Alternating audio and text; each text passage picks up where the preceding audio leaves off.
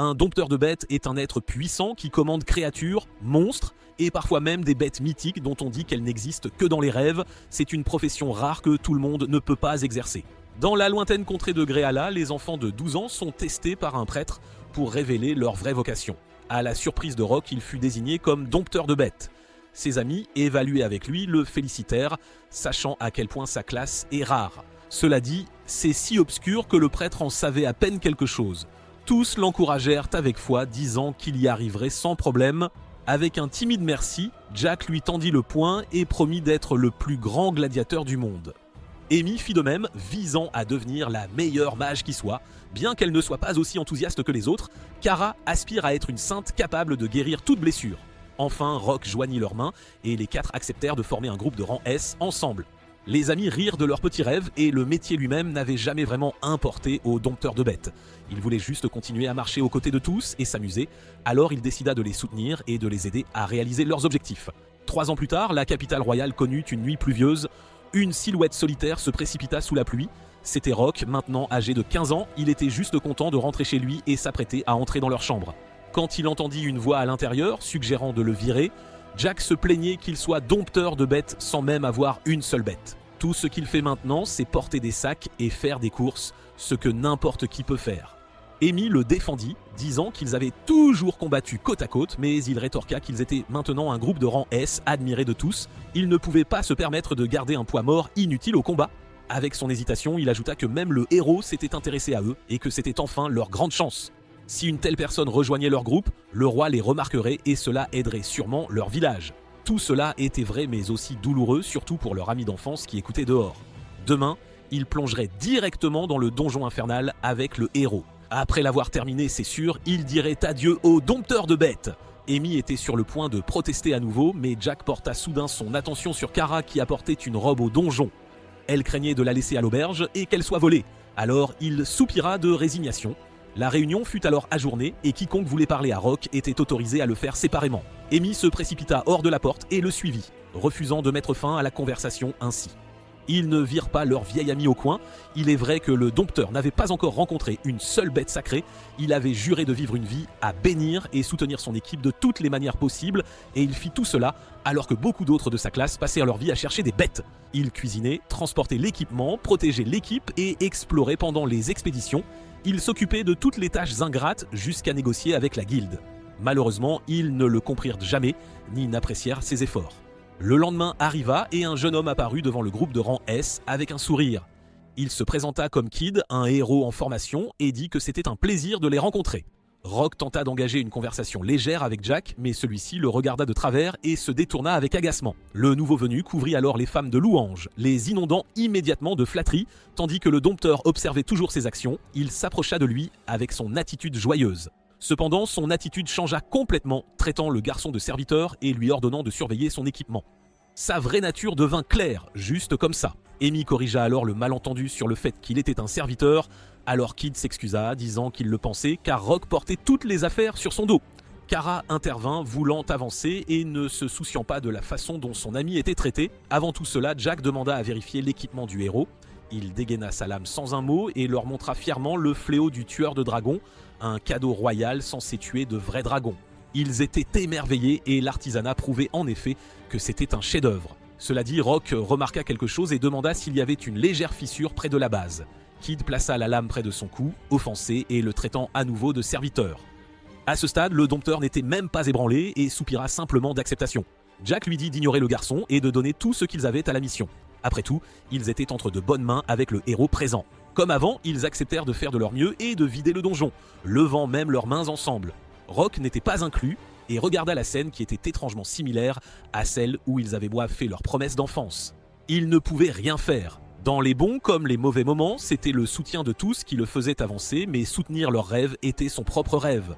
Pourtant, il semble qu'il ne puisse même plus les encourager. Le groupe entra dans le donjon infernal. Rock ouvrait la voie comme d'habitude, mais Jack lui ordonnait sans cesse de se dépêcher. Le dompteur était occupé à utiliser la détection de monstres. Cela montrait l'emplacement des monstres dans le donjon, leur permettant d'avancer avec un minimum de combat. Après tout, le chemin le plus court n'est pas toujours le plus sûr. Cependant, le gladiateur ne comprenait pas et continuait de lui crier de bouger plus vite. Il essaya d'expliquer pourquoi il le faisait, mais Jack n'avait aucune intention d'écouter ses excuses, trop occupé à flatter le héros et à vouloir atteindre le boss rapidement. Kid haussa les épaules et nota qu'il y avait moins de monstres que la dernière fois, suggérant que c'était peut-être pourquoi même un serviteur pouvait prendre les devants. Rock sembla entendre quelque chose arriver, mais ne put intervenir car Jack demanda si le héros était déjà venu ici. Apparemment, il était venu une fois avec un aventurier de haut rang et avait failli être tué. Depuis, il avait juré de ne plus jamais faire équipe avec des gens minables et inutiles. Juste à ce moment-là, un groupe de monstres insectes apparut et rampa vers eux. Rock les abattit presque instantanément sans même hésiter et retourna à la navigation de la zone suivante. Agacé sans raison, Jack lui arracha la carte des mains et lui dit de bouger. Il argua qu'il ne demandait pas grand-chose et lui dit furieusement d'accélérer. Pendant qu'il réprimandait le garçon, Kid prit la carte et la regarda lui-même. Il appela les autres et révéla que le dompteur ne suivait même pas le chemin le plus court. Ils furent tous choqués d'entendre cela et maintenant, même Amy commença à douter de lui.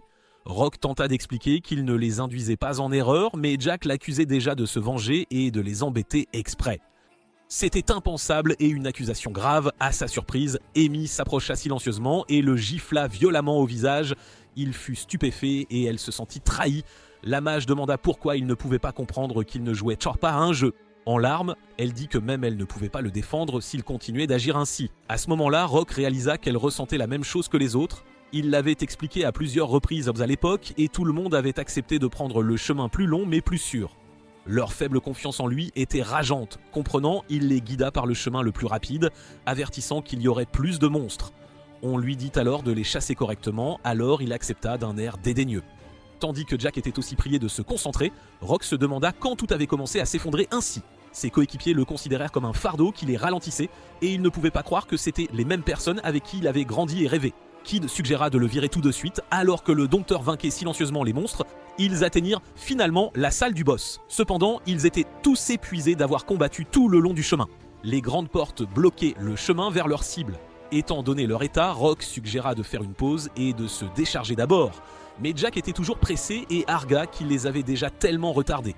Amy le regardait toujours avec honte, disant qu'il était plus dangereux de rester. Le héros insistant et le traitant d'idiot qui ne comprenait rien à la situation, le dompteur laissa tomber les formalités et accepta. Son attitude désinvolte exaspéra le gladiateur qui appela les autres membres et dit qu'il en avait assez. La mage resta silencieuse tandis que la sainte hocha la tête en signe d'accord. Disant qu'il était inutile depuis si longtemps, Jack révéla finalement que le dompteur serait renvoyé après avoir terminé le donjon. Au lieu de cela, il passerait au niveau suivant avec Kid, juste les 4. Rock s'y attendait déjà bien sûr et accepta volontiers la décision qu'ils avaient déjà prise la nuit précédente. Les autres étant silencieux et le renvoi étant finalisé, Jack revint joyeusement à la mission principale. Encore une fois, les 4 joignirent leurs mains, rappelant au dompteur à quel point il était désormais déplacé. On lui dit de rester derrière Kara et de soutenir jusqu'à la fin. Il était temps de remplir son rôle avec magie et bénédiction. Ils ouvrirent les portes et entrèrent pour affronter le boss. Une énorme créature dormait au milieu de la pièce. La fourrure luxuriante de la créature brillait et scintillait tandis que son corps bougeait calmement au rythme de sa respiration. Leurs yeux étaient grands ouverts sous le choc, ne s'attendant pas à un loup gris. Rock savait mieux, certain qu'un loup gris était trop faible pour être le boss du donjon. Voyant qu'il était plus argenté que gris, il réalisa que c'était le loup d'argent, Fenrir, une bête légendaire contre laquelle même un aventurier de rang S aurait du mal. La seule grâce salvatrice est qu'il ignore généralement les gens à moins qu'ils n'attaquent en premier. Les 2 autres hommes n'étant pas aussi intelligents que lui, croyant que c'était un loup gris normal, ils bondirent avec leurs armes pour finir la mission et rentrer chez eux. Rock dit d'urgence à tout le monde de reculer car le monstre est bien trop dangereux. Il était trop tard. Les 2 garçons insensés avaient déjà abattu leurs lames, laissant les membres de leur groupe figés sous le choc et l'incrédulité. Malgré l'attaque ouverte et directe, le loup était indemne. Au lieu de cela, une lame familière tomba au sol avec un cliquetis. L'épée tueur de dragon de Kid s'était brisée. Tandis que Jack se demandait pourquoi ses attaques ne fonctionnaient non pas, Fenrir encercla ses agresseurs. Comprenant qu'ils étaient venus en ennemis, il hurla fort et fit trembler la pièce. Les 2 femmes tombèrent et tremblèrent de peur rien qu'à son regard, Kara étant dans un état bien pire que les autres. Kid leur dit de reculer car même lui ne pouvait pas se battre avec une épée brisée. Jack argua qu'il ne l'avait même pas égratigné, mais c'était justement le problème. Il n'avait même pas subi de dégâts après un coup gratuit, alors il devait battre en retraite pour l'instant. Acceptant l'ordre à contre-cœur, ils s'enfuirent tous du boss juste au moment où il commençait son attaque. La chasse était lancée et Rock menait l'évasion avec Kara dans ses bras, mais même sa position en tête lui valut les insultes du gladiateur. Il se trouvait déjà à l'arrière mais resta silencieux. Cependant, Kid complotait déjà quelque chose dans son esprit.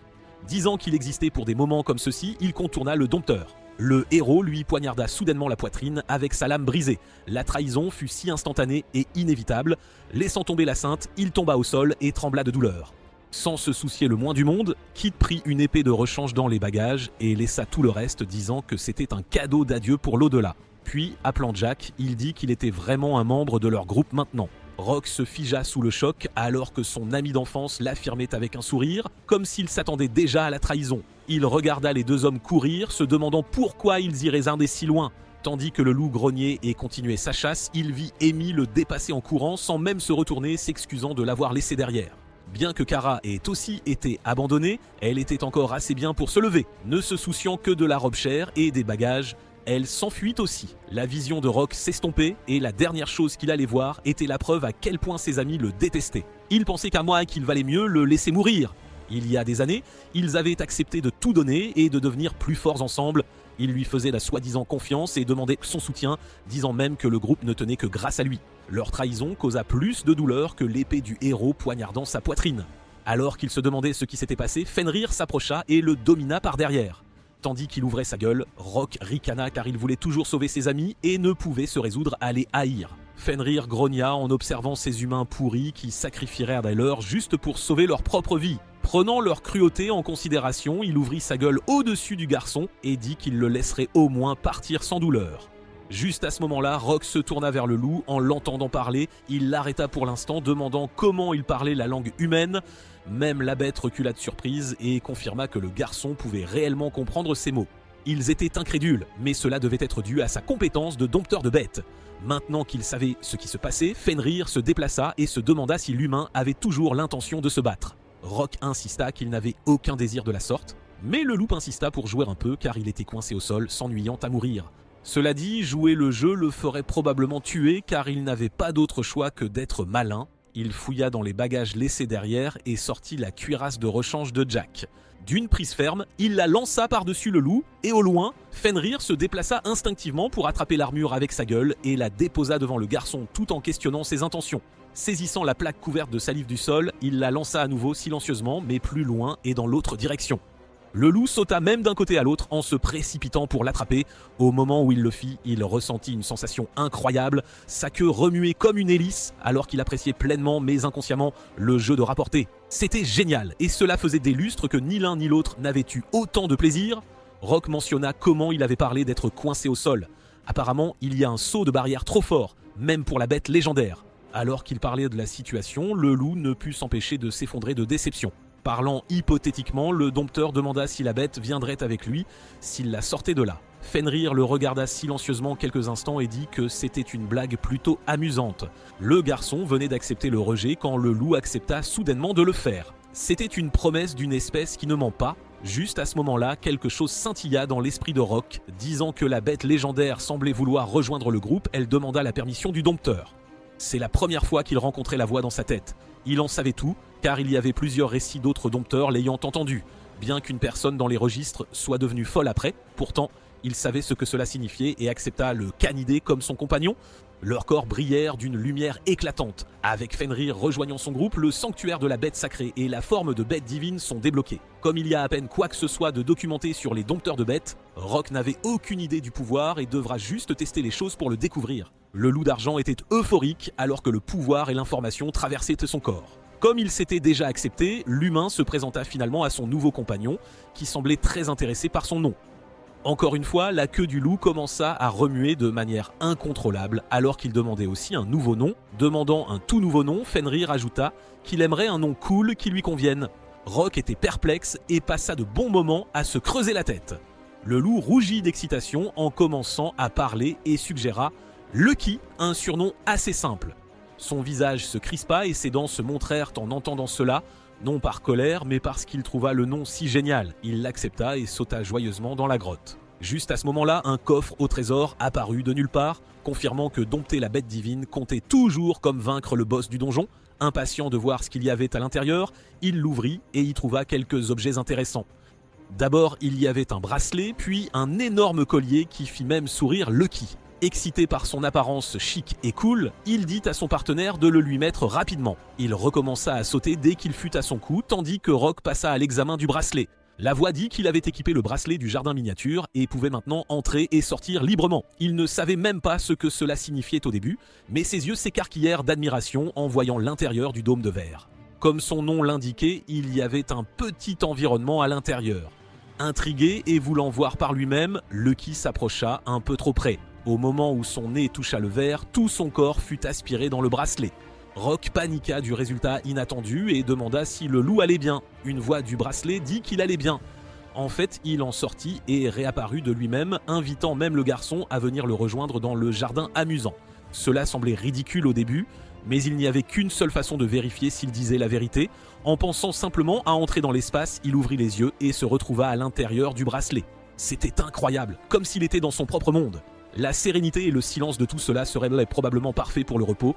À vrai dire, ce n'était pas si grand, mais la température et le climat sont parfaits et seraient excellents comme entrepôt. Parmi les objets magiques, certains permettent à l'utilisateur de stocker des choses dans des dimensions de poche, mais aucun d'eux ne convient et ne retient les familiers comme ce bracelet. Lucky interrompit ses pensées et demanda quels étaient les prochains plans du garçon.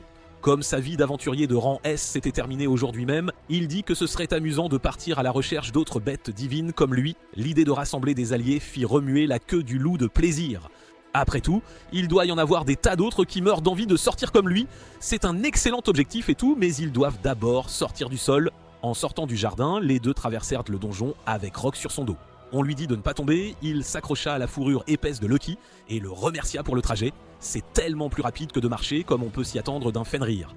À ce rythme, ils atteindront les escaliers et trouveront la barrière en un rien de temps. Un peu plus loin, on dit à Lucky de tourner à droite devant. Il demanda pourquoi, alors qu'aller tout droit les mènerait plus vite aux escaliers. On lui dit que le chemin devant nous grouillait de monstres et qu'il voulait éviter les combats inutiles. Le Fenrir loua Rock d'être plus capable qu'il n'y paraissait. Dès qu'il tourna, comme on lui avait dit, ils trouvèrent un tas de cadavres d'insectes découpés sur le sol. Intrigués, ils s'arrêtèrent immédiatement à la grande confusion du loup. Sautant à terre, le garçon remarqua les cadavres. Alors que la plupart se vendaient main de chair, certains avaient en fait un goût plutôt excellent. Lucky fut ravi d'entendre cela et demanda immédiatement une bouchée. Tenant un énorme morceau dans ses mains, il dit « collecter » et il disparut immédiatement avec un vif scintillement de lumière. Son familier fut étonné de sa capacité à collecter des choses de cette manière. Rock avait juste le pressentiment que cela pourrait marcher et voulait essayer de le faire pendant qu'il chevauchait. Pour voir s'il pouvait réellement le faire, il sauta sur le dos de son familier et l'incita à essayer. Cependant, Lucky n'avait pas vraiment le coup de main, car sa force normale fit exploser le morceau. Ils furent choqués par la destruction, ce qui amena le loup à s'excuser timidement.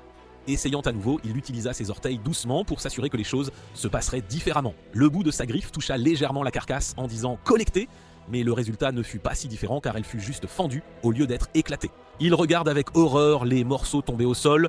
Au moins, ils savent que Rock peut les ramasser sans le moindre problème. Le loup était triste, mais il finira par prendre le coup. Pour l'instant, ils doivent reprendre et se concentrer sur la tâche principale qui est de franchir cette porte qui retient la bête divine. Lucky pousse contre elle. Comme il l'avait dit, c'est complètement impénétrable et très certainement une barrière d'une puissance redoutable. L'acceptant déjà, le Fenrir déclare que c'est probablement la fin de leur chemin en tant que partenaire, ajoutant que ce fut un moment agréable bien que bref, passé ensemble. Rock le calme, lui expliquant qu'il est bien trop tôt pour baisser les bras. Invité à se rendre dans le jardin miniature, Lucky saisit l'idée et s'enthousiasme car cela pourrait réellement marcher. Il se précipite dans le bracelet comme demandé et c'était alors le moment de vérité. Il n'y a aucune garantie qu'ils pourront en sortir sains et saufs, d'autant plus avec la puissance de cette barrière. La traversée ne sera pas facile, du moins c'est ce qu'ils pensent, jusqu'à ce qu'ils la traversent tout simplement. Juste de l'autre côté, ils libèrent Lucky du bracelet et ils célèbrent cette solution inattendue et si simple. Les deux sortent tout aussi facilement, le Fenrir faisant le voyage aussi vite que possible. Voyant l'extérieur pour la première fois, il remercie l'humain, il n'arrive toujours pas à croire qu'il était là, mais il a hâte de travailler ensemble malgré tout. Partageant ses sentiments, Rock tend le poing comme il le faisait avec ses anciens amis. Lucky était sur le point de répondre avec sa patte, mais il se souvient des carcasses qui explosaient si plus tôt et y renonce. Au lieu de cela, il rencontre le poing avec son museau, marquant le début de quelque chose de plus qu'un simple partenariat. Pour la première fois, le dompteur de bêtes gagne une bête divine comme compagnon. À la guilde des aventuriers, au milieu de la capitale, les gens se rassemblent et forment une foule, car le Fenrir attire naturellement l'attention de tous.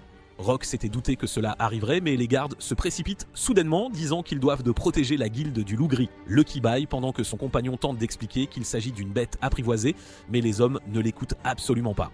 Voyant leurs armes prêtes, il se demande ce qu'il va faire maintenant. C'est alors que quelqu'un de familier sort de la guilde, attiré par tout ce remue-ménage.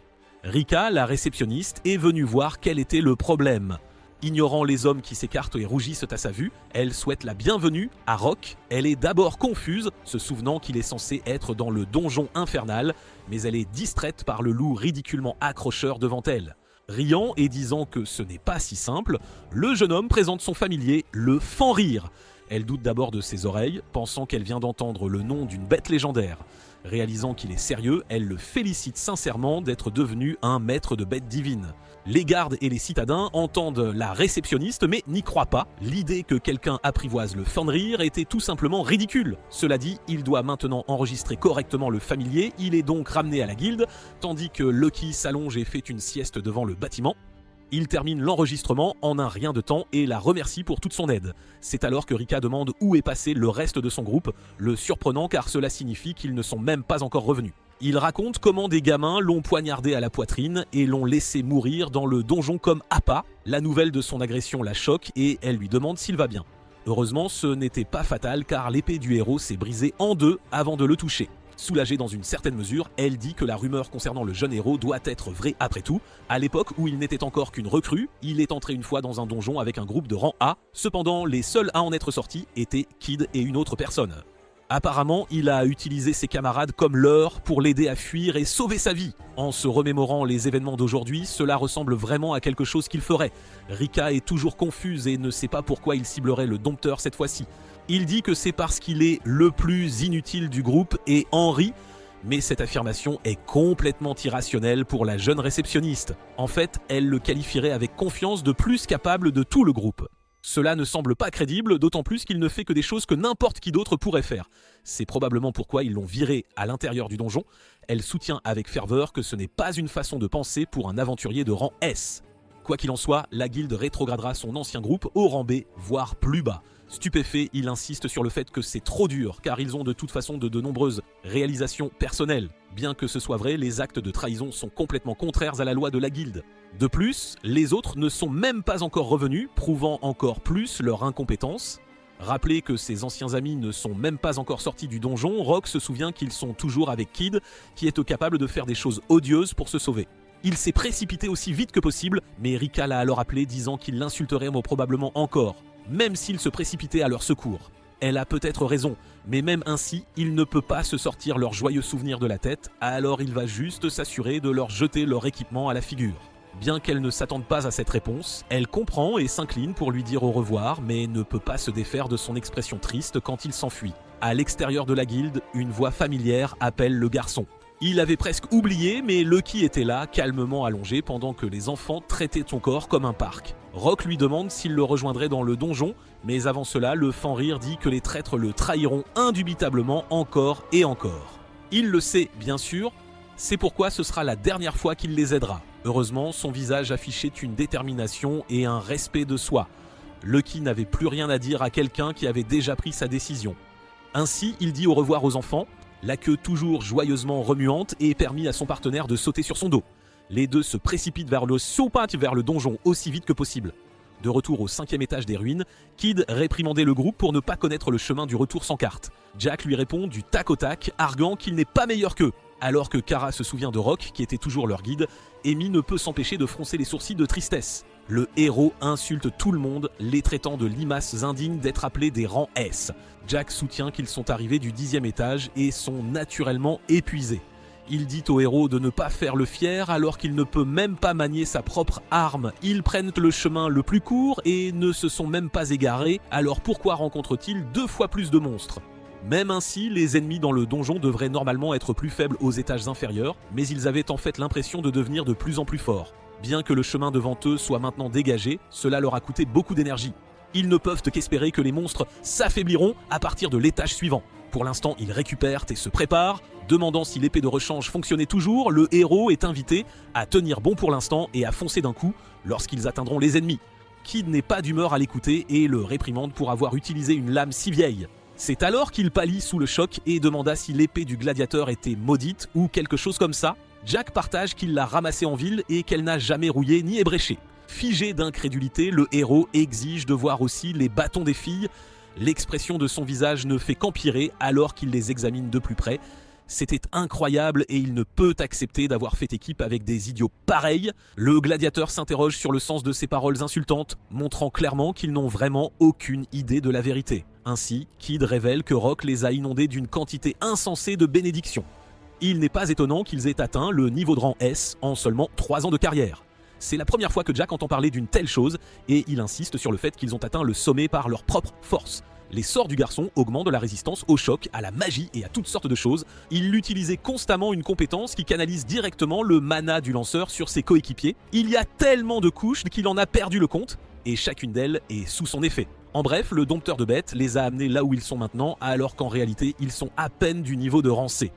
La vérité les frappe de plein fouet et plusieurs secondes de silence s'écoulent. Jack est absolument incrédule, on lui dit qu'il n'a atteint le rang S que grâce à Rock. Même à l'époque, leur entraîneur louait toujours le dompteur pour ses progrès si rapides. En effet, le gladiateur était comparé sans cesse et on lui disait d'apprendre une chose ou deux de son père. C'était toujours comme ça, avant qu'il ne commence l'aventure, l'ombre du garçon s'accrochait déjà à lui. Jusqu'à présent, alors qu'il a enfin disparu de sa vie, il refuse tout simplement de l'accepter. Son expression inquiète émit, mais tout ce à quoi Kid pouvait penser, c'était à quel point ils étaient un fardeau. On demande à Kara combien de soins il lui reste. En y réfléchissant bien, il lui reste plus ou moins 12 charges pour tout le monde. Quant à la mage, elle devrait pouvoir se débrouiller avec ses sorts s'ils maintiennent le rythme. Avec une bonne compréhension de la situation, le héros les conduit à l'étage suivant. Jusqu'à ce qu'ils atteignent les escaliers menant au 4e étage, il semble ne rester que 5 fourmis oranges. Les combattre de front est trop dangereux car elles appelleraient d'innombrables autres. Avant la bataille, il est dit à Kara d'utiliser le reste de son mana pour soigner tous les membres. Après cela, le gladiateur prendra la tête et sera suivi par la mage et la sainte, tandis que Kid soutiendra par derrière. Il se précipite sans regarder en arrière ni s'arrêter pour quoi que ce soit.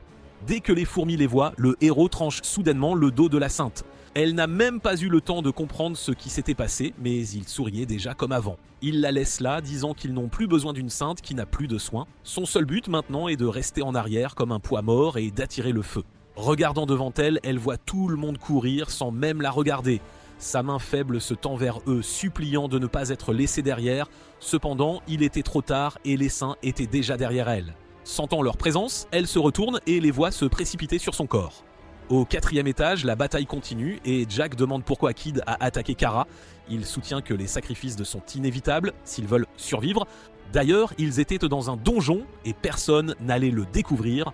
En d'autres termes, ils sont tous complices et devraient se rendre s'ils veulent parler. La réalité glaçante de son plan les frappe. Même à l'époque, ils ont abandonné Rock alors qu'ils auraient pu le sauver. Cela les rend tout aussi coupables que celui qui a brandi la lame. Pourtant, ils ne s'attendaient pas à ce qu'ils soient aussi faibles et inutiles étant donné leur rang. Jack riposte, arguant qu'il est tout aussi faible qu'eux et envoie une fourmi s'écraser contre le mur. Il était déjà épuisé. Malgré le fait d'être au 4e étage, les monstres étaient encore trop forts. Les fourmis bleues ne devraient pas être comme ça, car elles étaient trop faibles pour être considérées comme un ennemi auparavant. Il se souvient des mots qu'on leur avait dit plus tôt, à propos de tant de buffs reçus de Rock qu'on ne pouvait même pas les compter. Cela ne fait que l'exaspérer davantage, mais il n'a pas le temps avec les ennemis qui arrivent par derrière.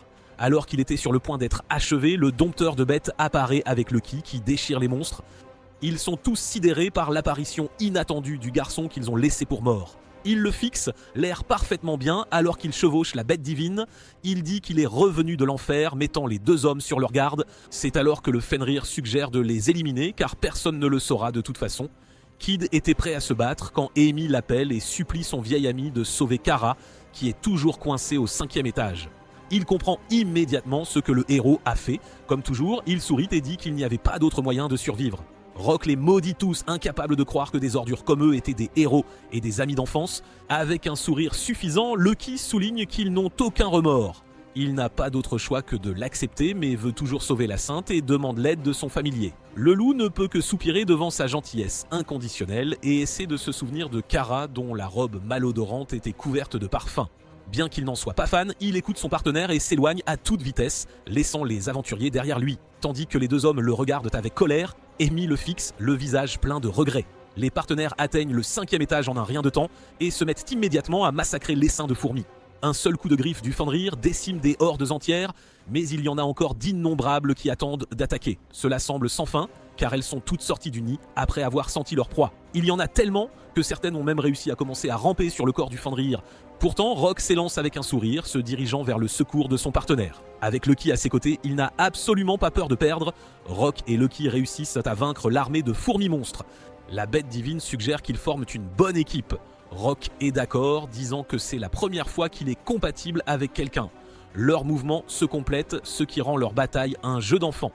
Après s'être assuré d'avoir vaincu tous les monstres mineurs, ils partent à la recherche de l'emplacement de Kara. Après l'avoir cherché, ils trouvent son corps gravement blessé au sol et immobile. Rock se sent mal pour son ami, se souvenant de certains de leurs moments ensemble. Elle lui demandait son avis sur les potions de guérison qu'elle préparait. C'était une guérisseuse sérieuse du groupe, et à l'époque, tout ce qu'elle voulait, c'était les aider à récupérer pendant les quêtes de donjon. Il la prend dans ses bras et lui fait boire la potion de guérison qu'il a préparée. Il a réussi à en faire une grâce à elle et maintenant il espère qu'elle pourra la sauver. Il la serre fort et prie pour qu'elle survive d'une manière ou d'une autre. Il la remercie pour tout ce qu'elle a fait pour lui. Soudain, elle commence à tousser et reprend lentement conscience. Il lui donne une claque sur le visage pour la réveiller complètement. Une fois qu'elle est pleinement éveillée, elle est confuse de voir Rock avec elle. Pensant qu'il est mort, elle croit être déjà au paradis. Elle s'excuse immédiatement de l'avoir abandonné quand il avait le plus besoin d'eux. Elle a fait quelque chose d'impardonnable à un ami plein de gentillesse. Il lui dit que tout va bien maintenant. Cependant, ils ont toujours un problème même dans l'au-delà. Il lui montre Lucky et prétend qu'il est déjà mort et qu'ils doivent abattre la bête divine des enfers, Fenrir, pour atteindre le royaume suivant. Elle prend un moment pour assimiler cela, puis quand elle comprend, elle perd connaissance à cause de l'amusement. Lucky le corrige en disant que Cerbère est le gardien de l'enfer. Rock réalise qu'ils doivent retourner en ville et lui demande de porter Kara pour lui. Il a l'air déçu, disant que son dos n'est réservé qu'à lui, mais finalement, il cède à Rock. Le garçon le remercie de sa compréhension. Soudain, Rock remarque une ouverture à l'extrémité de la grotte. Cela ressemble à l'entrée du prochain nid de fourmis monstres. En entendant cela, Lucky se redresse soudainement, disant qu'il veut manger des œufs de fourmis. Il en salive presque en pensant à quel point ils sont bons. Distrait, il suit le chemin et laisse Rock derrière lui. En atteignant la zone suivante, il trouve les œufs qu'il cherchait. Il fixe sa cible tandis que Rock regarde curieusement les œufs. Soudain, il remarque qu'un œuf solitaire est de couleurs différentes. Il regarde autour de lui et réalise aussi que la plupart des œufs ont déjà été écrasés. De nulle part, ils entendent un craquement. Les œufs restants commencent alors à éclore, révélant de jeunes fourmis oranges. Rock sort son arme, mais à sa grande surprise, au lieu de l'attaquer, les fourmis se blottissent autour de lui et l'appellent « Papa ». Lucky plaisante en disant qu'il a probablement eu une femme à l'extérieur, c'est pourquoi il rentrait toujours tard. Soudain, il entend à nouveau la voix dans sa tête lui demandant s'il veut que les fourmis oranges rejoignent leur groupe. Il y réfléchit attentivement, il y a un instant, il a anéanti toutes les fourmis oranges et pourtant, maintenant, elles veulent tous le rejoindre. Après avoir réfléchi, il décide de les prendre, car les laisser lui semble cruel. Avec cela, les fourmis oranges se transforment en leur forme humaine. Il est choqué de les voir se transformer en petites filles. Après leur transformation, elles sont transférées au jardin sanctuaire. Avec cela, Rock dit à Lucky qu'il va se rendre un instant au jardin sanctuaire pour vérifier les nouvelles bêtes. Il confie d'abord Kara à Lucky qui accepte de veiller sur la femme. Rock se téléporte au jardin sacré. Il découvre que le jardin doit être agrandi car de nouvelles bêtes ont été ajoutées. Avec cette option d'expansion, il sélectionne et choisit soigneusement ce qu'il veut ajouter à son espace. D'abord, il ajoute une rivière et un étang. Il ajoute aussi un abri et des arbres fruitiers. Il a également décidé d'agrandir l'espace et de le transformer en champ. Après avoir tout sélectionné, le jardin sacré s'étend en un champ abondant. Il reste bouche bée, choqué en voyant l'amélioration du lieu. De l'autre côté, il peut voir les fourmis oranges se rassembler dans une zone. Curieux, il demande ce qu'elles font toutes. Une des fourmis court vers lui avec enthousiasme, l'informant qu'elle nettoie les cadavres de monstres. Il trouve cela incroyable, surtout sachant que c'est leur spécialité. Il félicite la fourmi et lui dit à quel point elle est utile au jardin sacré. La fourmi lui offre un grand sourire, heureuse que son papa l'ait félicité. Finalement, il accepte simplement d'être un papa maintenant. Il remarque alors qu'elle est la seule à porter une tiare et réalise qu'elle pourrait être la spéciale de son armée. Tout à coup, il se souvient que c'est le moment où il devrait créer des liens avec les fourmis et retourne au donjon en un rien de temps. En le voyant, Lucky lui dit frénétiquement qu'ils ont une urgence. Rock panique, pensant qu'il pourrait s'agir d'une autre attaque de monstres. Avec un air triste, Lucky lui dit que tous les œufs ont éclos et qu'il ne lui reste plus rien à manger. Cette nuit-là, devant la guilde, Rock déclare qu'il va juste s'occuper de Kara et le laissera seul un moment. La bête accepte et dit qu'il l'attendra. Rock entre dans la salle avec Kara inconsciente dans ses bras. Là, il voit Kid faire une scène, il insiste avec force sur le fait qu'il n'a aucune faute dans l'incident qui s'est produit à l'intérieur du donjon et qu'il est innocent. Jack insiste de même et plaide qu'ils ont perdu un camarade, donc ils ne devraient vraiment pas être traités comme s'ils étaient un tentor. Rika refuse toujours de les laisser entrer, d'autres aventuriers bloquant leur chemin. C'est alors qu'elle voit Rock approcher et l'informe que les deux nient catégoriquement tout ce qu'il leur a dit. En le voyant, Kid agit soudainement en innocent. Il dit au garçon de bien vouloir rétablir la vérité car la guilde soupçonne qu'ils ont fait quelque chose d'horrible dans le donjon. Rock répond à son énergie et dit qu'il ne peut pas rétablir la vérité pour quelque chose de réel. Il se souvient encore très bien qu'ils ont lutté au 4e étage et ont poignardé Kara au 5e étage pour l'utiliser comme appât juste pour survivre. Il mentionne également que Kid l'a poignardé et l'a laissé derrière pour échapper à Fenrir. Comme ils sont sur le point d'être démasqués, Jack est frustré et est sur le point d'en venir aux mains. Kid se met entre eux et lui dit de se calmer. Kid fait face à Rock, l'accusant de ne faire que se venger parce qu'il a été exclu de la fête, ajoutant qu'il ment et lance des accusations par pure méchanceté. D'ailleurs, il n'a aucune preuve concrète qu'ils aient commis toutes ces horreurs dont il les accuse. Rock n'en revient pas qu'il puisse mentir avec une telle audace, c'est presque un don, un vrai talent. À l'évocation de preuves, il se demande comment il pourrait bien en apporter. Sentant qu'il n'a effectivement aucune preuve tangible, il lui déclare alors avec une assurance déconcertante que c'est un crime d'insulter un groupe sans la moindre preuve. Puisqu'il est le héros en devenir, il peut aller signaler l'incident au roi en personne, ce qui pourrait les mettre dans une position délicate. Rock lui arrache alors l'épée brisée des mains et l'enfonce directement dans la blessure de son querus. Après cette démonstration, il affirme que cela constitue déjà une preuve irréfutable. Kid est sous le choc, mais il dit que Rock s'est blessé volontairement pour les incriminer. Il jette ensuite un regard à Jack, qui lui reste étrangement silencieux. Rock fait remarquer que Kara est également une preuve supplémentaire qu'ils ont tenté d'abandonner des membres pour leur propre survie. En voyant le corps inanimé de son ami, Amy éclate en sanglots et lui demande pardon. Elles étaient les meilleures amies du monde et pourtant elle l'a laissé derrière elle. Rock ne peut que la regarder, les yeux emplis d'une profonde tristesse. Toujours sans le moindre remords, Kid déclare à tous que Kara est morte parce qu'elle était trop faible pour se battre et que ce n'était absolument pas leur faute. Rock intervient alors, révélant que Kara a été tailladée par derrière par Kid et délibérément abandonnée à son sort. Le héros maintient avec une assurance déconcertante qu'il n'y a aucune preuve contre lui, affirmant qu'un cadavre ne peut en aucun cas témoigner. Comprenant que le héros ne confessera jamais la vérité, il s'approche de Kara pour la tirer de son profond sommeil. Il lui dit que l'homme qui a tenté de la tuer raconte des absurdités, alors ils doivent le remettre à sa juste place. Sur ces mots, elle marmonne dans son sommeil que sa robe est jolie, ce qui laisse Amy complètement stupéfaite. Pour la réveiller complètement, il lui donne une autre claque retentissante sur le visage. Cela la ramène enfin à la conscience, choquant tout le monde de la voir en vie. Amy la serre fort dans ses bras et Kara essaie de se dégager car elle ne peut plus respirer. Rock intervient, affirmant qu'ils doivent d'abord s'occuper de Kid. Kara regarde le héros et se met en colère contre lui pour l'avoir utilisé comme appât sans scrupule. Elle le traite de monstre et d'assassin. Les aventuriers n'arrivent pas à croire qu'un héros comme lui puisse commettre des actes aussi vils et pathétiques, car les preuves sont désormais accablantes. Rika énumère une par une ces violations flagrantes du code des aventuriers. Même s'il est un héros, en raison des péchés qu'il a commis, il est décidé de lui révoquer son titre sans appel. Puisque tout est réglé maintenant, Rock fait ses adieux à Rika, car Lucky l'attend toujours patiemment à l'extérieur. Alors qu'il s'apprête à partir, il voit Jack s'agenouiller immédiatement devant lui, l'air suppliant. Il admet avoir eu tort et le supplie de dire qu'il a été abandonné parce qu'il n'avait pas d'autre choix. Jack veut toujours faire partie du groupe de rang S et à cause de cet incident, ce statut risque désormais de lui être retiré. Rock soupire, constatant que Jack n'a absolument rien appris de ce qui s'est passé. Il déclare ensuite qu'il savait que Kid allait le poignarder, mais qu'il n'a rien fait pour l'en empêcher. Jack feinte alors l'ignorance totale face à l'accusation portée contre lui. Rock se souvient cependant avoir entendu Kid lui demander s'il faisait déjà partie de leur groupe.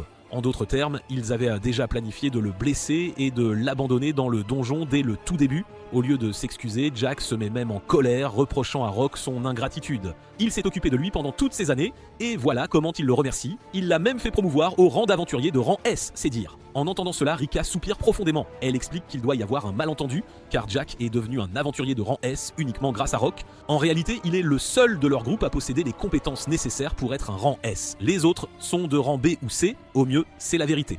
Rock est choqué d'entendre cela car il s'est toujours considéré comme bien inférieur à eux. Rika l'assure que s'il faisait équipe avec de simples recrues de rang E, il aurait obtenu les mêmes résultats grâce à ses capacités exceptionnelles. Se sentant insulté, Jack hurle ses frustrations, insistant sur le fait qu'il est bien plus fort que Rock et que la réceptionniste ne fait que raconter des absurdités. Pour prouver son point, il défie Rock de réaliser une mission. Si Rock gagne, il acceptera la rétrogradation, mais s'il gagne, ils oublieront tout ce qui s'est passé, comme si de rien n'était. Rock est sur le point de se retirer du défi, mais Rika, elle, accepte les conditions. Rock mentionne cependant qu'il n'a pas l'intention de rejoindre un autre groupe avant un bon moment. Sur ce, Rika lui propose de faire équipe avec un aventurier de rang E et de démontrer ainsi ses capacités d'entraîneur. S'il fait cela, elle peut lui promettre une récompense des plus appropriées. Puisque c'est sa première mission après être devenu solo, Rock se sent nerveux, mais il relève néanmoins le défi avec détermination. Avec cela, Jack, Amy et Kara se lanceront également dans cette quête. Cependant, Kid le héros ne participera pas car il est sous le coup d'une grave suspicion de meurtre. Le héros arbore un sourire narquois, affirmant que ses soupçons remontent à des années et qu'il leur serait désormais impossible de les prouver. Mais à leur grande surprise, un homme encapuchonné crie depuis la foule, déclarant qu'il témoignera. L'homme retire sa cape et Kid le reconnaît immédiatement, le choc est palpable. L'homme révèle qu'il était autrefois membre d'un groupe de rang A, la Lance d'Obsidienne, et qu'ils ont été les victimes de Kid. Le héros nie immédiatement et avec véhémence les accusations portées contre lui. L'homme poursuit son récit, narrant que l'incident s'est déroulé dans le sinistre donjon de l'extinction. Il raconte courageusement à tous que le héros a tailladé ses camarades et les a utilisés comme appât pour s'échapper du donjon, exactement comme il l'a fait avec le groupe de Rock. Il a tenté de sauver ses amis, mais il était déjà bien trop tard pour agir. Toujours en deuil, il est retourné en ville et a raconté à tous ce qui s'était passé, mais personne n'a voulu le croire. Ils ont préféré prendre le parti du héros qui avait de puissantes connexions avec la capitale royale. Se sentant coupable, il s'excuse auprès de tous, mentionnant qu'il n'avait pas été assez fiable et que le même incident s'était malheureusement reproduit. Personne ne peut croire que leur héros soit si rusé et si vil. Rika déclare que cette fois, il ne pourra pas échapper à ses crimes, car les preuves sont désormais accablantes. Kid grince des dents de colère et les traite de pathétiques, de minables. Il retire alors son masque, cessant d'agir comme un héros respectable et digne. N'ayant plus rien à perdre, il saisit fermement son épée et frappe violemment les aventuriers qui tentent de le maîtriser. Rika lui dit d'arrêter d'ajouter encore plus de crimes à son nom déjà bien rempli. Cependant, Kid refuse d'écouter et lui crache dessus avec colère pour l'avoir sermonné de la sorte. Il résiste farouchement à être capturé par la guilde. Pour s'échapper, il attrape Amy et la prend en otage. Rock tente de le convaincre qu'il peut encore faire marche arrière s'il se rend maintenant, avant qu'il ne soit trop tard.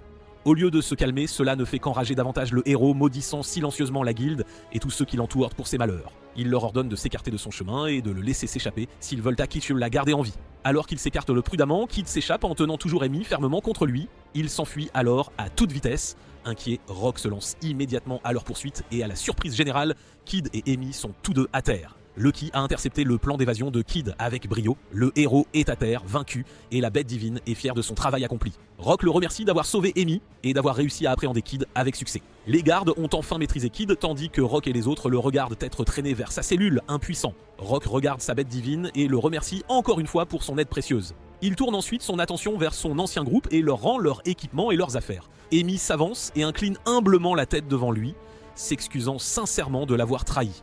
Il l'assure qu'il va bien maintenant quand Jack intervient, lui disant qu'il peut retourner dans leur groupe et simplement oublier ce duel.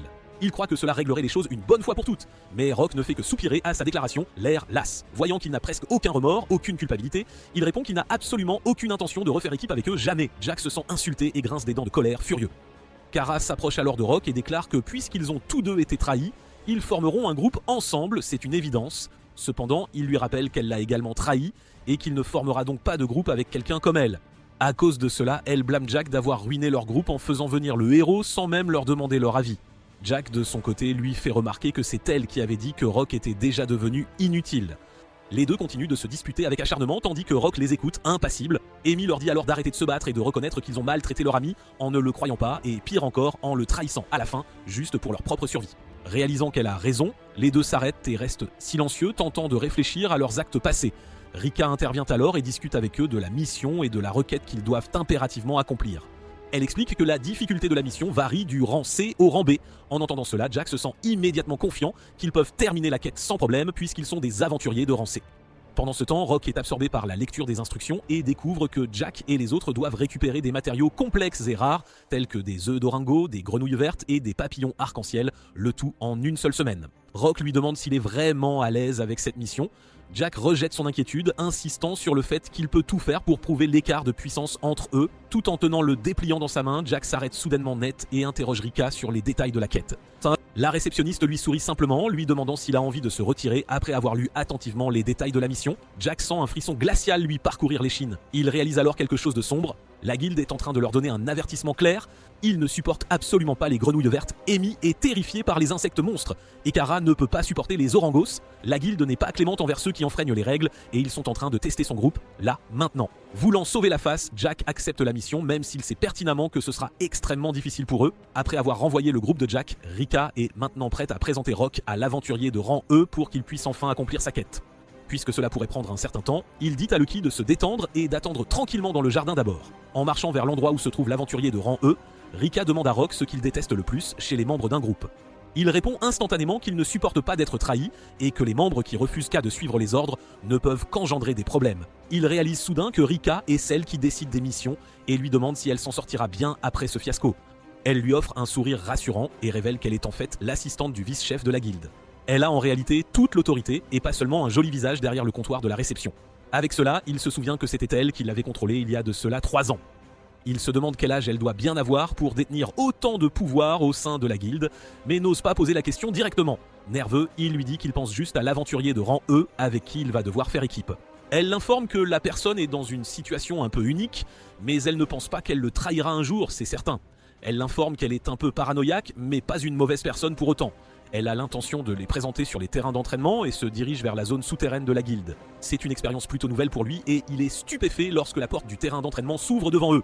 Rika le présente à Shannon, l'elfe. Il trouve cela déroutant qu'une elfe soit une aventurière de rang E, c'est inhabituel. Il voit alors qu'elle porte un collier d'esclave, ce qui le choque. Rika le confirme et mentionne qu'en raison de certaines circonstances particulières, elle est une aventurière esclave sous la garde attentive de la guilde. Elle explique en outre que les 5 derniers maîtres de Shannon sont tous morts de mort mystérieuse, c'est un fait. 2 sont morts de cause naturelle, un a été empoisonné, un est tombé d'une falaise et un autre a été tué par un monstre féroce. Elle a finalement été envoyée à la guilde parce que son dernier maître avait des dettes envers eux, c'est la raison. Rock trouve aussi ces accidents étranges et ils semblent être plus que de la simple malchance pour qu'ils se produisent tant de fois. Shannon le prévient qu'elle est une faucheuse, il doit donc refuser cette demande tant qu'il en a encore la chance, c'est un conseil. Cependant, il est trop tard pour qu'il recule maintenant puisqu'il a déjà accepté le travail, c'est fait.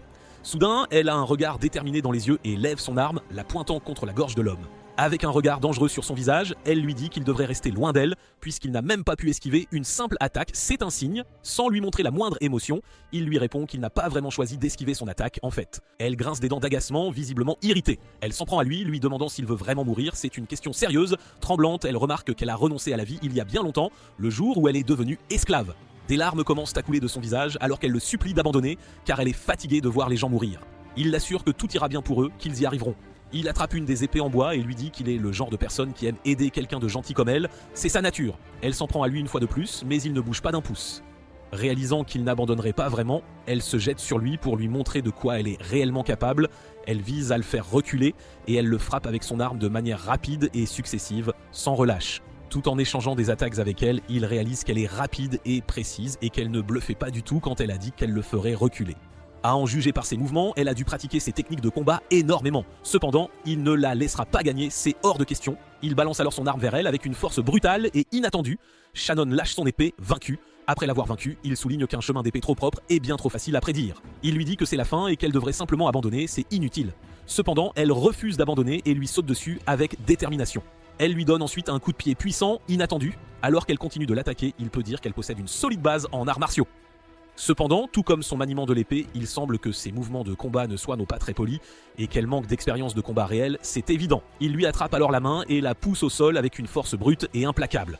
Elle crie de douleur mais refuse toujours d'admettre sa défaite car cela signifierait qu'il mourra, elle en est certaine. Il essaie de la convaincre qu'il ne mourra pas à cause d'elle et qu'elle doit juste lui faire confiance, mais elle a du mal à le croire car c'est exactement ce que tout le monde disait avant de mourir. Bien que tremblante de douleur, elle déclare qu'elle va définitivement perdre contre lui, c'est inévitable. Déterminé à l'empêcher de se sacrifier, il propose de lui montrer pourquoi il ne mourra pas, c'est une promesse. Il invoque alors Lucky et le grand Fenrir se montre majestueusement sur le terrain d'entraînement. Il hurle pour montrer à tout le monde à quel point il est formidable et puissant. Lucky parvient à intimider même un oiseau en vol qui passait à proximité, c'est dire. Shannon trouve cela super impressionnant que Rock ait la bête divine Fenrir comme familier, c'est incroyable. Shannon se souvient de son passé lointain. Dans sa mémoire, elle est heureuse avec son petit frère Seth, qui a 5 ans de moins qu'elle, c'est un souvenir doux. Ils ont été élevés et sont nés dans le paisible village elfique. Elle pensait que la vie resterait toujours la même, immuable. Cependant, un jour, tout a basculé lorsque Seth a disparu sans laisser de traces. Ses parents sont partis vers la forêt pour le chercher et lui ont dit de rester à la maison, en sécurité. Cependant, elle ne pouvait pas rester immobile et est allée dans la forêt elle aussi pour chercher son frère. Elle a continué à s'enfoncer plus profondément dans la forêt et a finalement atteint le manoir du sorcier. C'était étrange. La forêt où ils avaient toujours joué s'appelait la forêt de l'affection, là où elfes et humains avaient autrefois juré amitié. Dans cette forêt se dressait le manoir du sorcier dont on disait qu'il y vivait. C'était une légende. Cependant, de nos jours, personne n'est autorisé à y entrer, à l'exception de quelques rares élus. Le manoir semblait intact, alors elle doutait fortement que son frère puisse s'y trouver à l'intérieur. Mais malgré tout, elle s'est lentement frayé un chemin dans le manoir, voulant vérifier par elle-même si son frère n'était vraiment pas à l'intérieur. Elle a ouvert la porte et a été accueillie par l'intérieur sombre et lugubre du manoir. Gênée par le silence pesant, elle a crié pour demander si quelqu'un se trouvait à l'intérieur. Soudain, une porte au 2e étage s'est lentement ouverte dans un grincement. Elle est montée à l'étage pour vérifier si c'était bien son frère, le cœur battant. Quand elle est entrée dans la pièce, elle a vu son jeune frère allongé sur une table, complètement inconscient. Elle a immédiatement couru vers lui et l'a examiné avec anxiété. En voyant qu'il respirait encore, elle a décidé de le ramener chez elle à l'instant même pour s'occuper de lui. Sans attendre, juste à ce moment-là, elle a senti une présence la regarder de haut, une sensation étrange. Quand elle a levé les yeux, elle a vu un esprit sombre la fixer intensément, un regard glaçant. Elle a porté son frère et a couru vers la porte, mais a été choquée de constater qu'elle était verrouillée. C'était un piège. Alors que l'esprit sombre rien faire, à planer au-dessus d'eux, elle a forte étreinte que sa poitrine soit sauvée à sa place. Coûte que coûte est devenue noire. Quand elle est revenue à elle, mais elle a été surprise de se retrouver de retour à la maison. C'était inattendu. Des événements étaient aussi inexplicables de retour. Elle a remarqué que les créatures qui restaient autour d'elle commençaient à mourir. Elle a essayé de dire à ses parents ce qui se passait, mais ils ne l'ont pas pris au sérieux. Devenait de plus en plus grande. Cela continuait, quelque chose de terrible n'arrive aussi à sa famille. Leur cheval de angoisse meurt aussi. Alors elle a décidé de quitter le village et de sauver sa famille du destin funeste qu'elle portait en elle. Puisqu'elle n'avait connu la vie qu'à l'intérieur de leur village, elle est finalement tombée au rang d'esclave. C'était inévitable. Même ainsi, elle a rencontré un maître qui était si doux et si gentil, une vraie bénédiction. Le vieil homme lui a enseigné les voies du monde avec patience. Il l'a aidé à devenir quelqu'un de bien informé, elle qui était si ignorante, afin que personne ne puisse plus jamais profiter d'elle. Cependant, 1 an et demi plus tard, le vieil homme est décédé paisiblement, c'était la fin. Au fond d'elle, elle savait qu'elle en était la cause, mais elle ne voulait absolument pas le croire. Ensuite, son 2e maître est mort de maladie après seulement 3 mois, c'était rapide. Le 3e maître est tombé de sa mort d'une falaise en moins d'une semaine, c'était tragique. Le 4e a pris du poison de sa propre main, et le 5e a été déchiré par des bêtes sauvages. Alors avant qu'elle ne s'en rende compte, elle en a eu marre d'être la raison pour laquelle tout le monde mourait autour d'elle. On lui a alors donné le surnom de faucheuse, c'était son destin. Après tous ces incidents, elle a demandé à être enfermée pour ne plus jamais faire de mal à personne, c'était son souhait. Cependant, la guilde avait d'autres idées en tête, des plans différents. Au moment où la guilde l'a prise en charge, elle était déjà à sa limite, au bout du rouleau. Rika l'a rejointe dans sa cellule et lui a proposé de rejoindre un groupe. En tant qu'aventurière de rang E, c'était une chance. À cause du traumatisme qu'elle a subi, elle a commencé à préférer être seule, c'était son choix. Alors, pour éviter de partir en quête avec quelqu'un, elle racontait toujours son histoire, de sorte que les aventuriers la rejetaient et parfois elle se battait pour rester seule, c'était sa façon de faire. Puis un jour, elle a rencontré ce garçon à la tête dure qui refusait obstinément de rester loin d'elle. Même s'il l'a salué avec un sourire chaleureux, elle a essayé de le repousser, comme elle l'avait fait avec les autres. Cependant, il n'a pas abandonné, il a persisté. Elle a entendu dire qu'il avait été expulsé d'un groupe de rang S, mais qu'il était plus fort que n'importe qui d'autre, et parce qu'il était si gentil avec elle, elle a fait de son mieux pour gagner leur duel, afin qu'il reste loin d'elle. Malgré cela, il s'est quand même frayé un chemin jusqu'à elle avec détermination. Puis elle a découvert qu'il avait la bête Fenrir comme compagnon, c'était incroyable. C'était presque un rêve impossible à atteindre, une utopie. Elle se souvenait de la façon dont les gens l'évitaient à cause de sa malédiction. Rock a été comme un véritable à cause de cela, elle a choisi de supporter la première fois de sa misérable vie. De la mort se terminerait avec elle. Pouvait enfin revivre, sa résignation, retrouver espoir.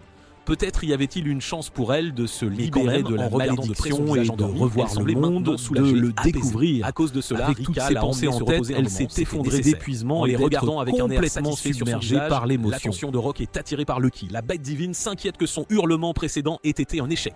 Rock l'assure qu'il s'est passé tout à fait bien et que cela leur a beaucoup aidé à briser la bataille. En entendant ça, il ressent une grande détente. Il demande ensuite ce qu'ils doivent faire avec l'oiseau qui est tombé du ciel après avoir hurlé car il s'était évanoui. Rock lui rappelle de nouveau s'il veut vraiment accepter l'oiseau dans leur groupe, puisqu'il semble enthousiaste à l'idée de rejoindre. Comme il souhaite avoir plus d'alliés, Rock accepte l'oiseau et le transfère ensuite au sanctuaire. Lucky se demande si l'oiseau pourrait être bon à manger, mais Rock lui rappelle qu'il ne doit pas manger ses camarades d'expédition. Alors, il voit Shannon et demande si elle va bien maintenant. Elle baisse alors la tête et s'excuse pour son attaque précédente. Rock lui dit qu'il sait qu'elle a seulement fait ce qu'elle croyait être juste. Elle lui remercie et voudrait apprendre le monde par ses côtés. Il apprécie sa franchise et promet de travailler ensemble avec elle. Elle convient de son avis et ils s'étreignent la main. Lucky se réjouit pour elle aussi, alors il essaie de serrer la main à Shannon. Elle lui dit que c'est d'accord et semble immédiatement douce envers Lucky. Lucky remarque alors qu'elle est sous un sort puissant. Il confirme que c'est un maléfice spirituel et qu'il s'agit d'un type de malédiction qui aspire la vie à tout, et malheureusement cela finira par la tuer si on ne peut pas la briser. Puisqu'il la tourmente depuis longtemps, il demande s'il y a quelque chose qu'ils peuvent faire pour essayer de briser ce maléfice. Cependant, Lucky ne connaît rien aux malédictions, donc il regarde Rock. Le garçon dit qu'il ne sait rien des malédictions, alors il ne sera pas utile non plus. Lucky emprunte alors sa tête pendant un moment et la place dans sa bouche. Pendant qu'il baigne dans sa salive, il commence à paniquer, mais soudain, des connaissances inondent son esprit. Après avoir été inondé de connaissances, il trouve encore plus impressionnant sa propre connaissance familière. Avec cela, il encourage Lucky à essayer de trouver une solution à leurs problèmes et à dissiper la malédiction. Titus arrive alors avec Rika et le stoppe. Pour Rock, c'est incroyable d'apprendre que Titus refuse de lever le maléfice. Puisque Shannon est actuellement une servante du guilde, elle est officiellement comptée parmi le personnel du guilde. Selon leurs règles, ils ne peuvent pas permettre à une personne non habilitée de le dissiper. C'est absurde, pense Rock, car ils ont une bombe à retardement et Shannon pourrait être en très grand danger. Titus le calme, disant qu'il commence à ressembler à Jack avec ses émotions incontrôlées.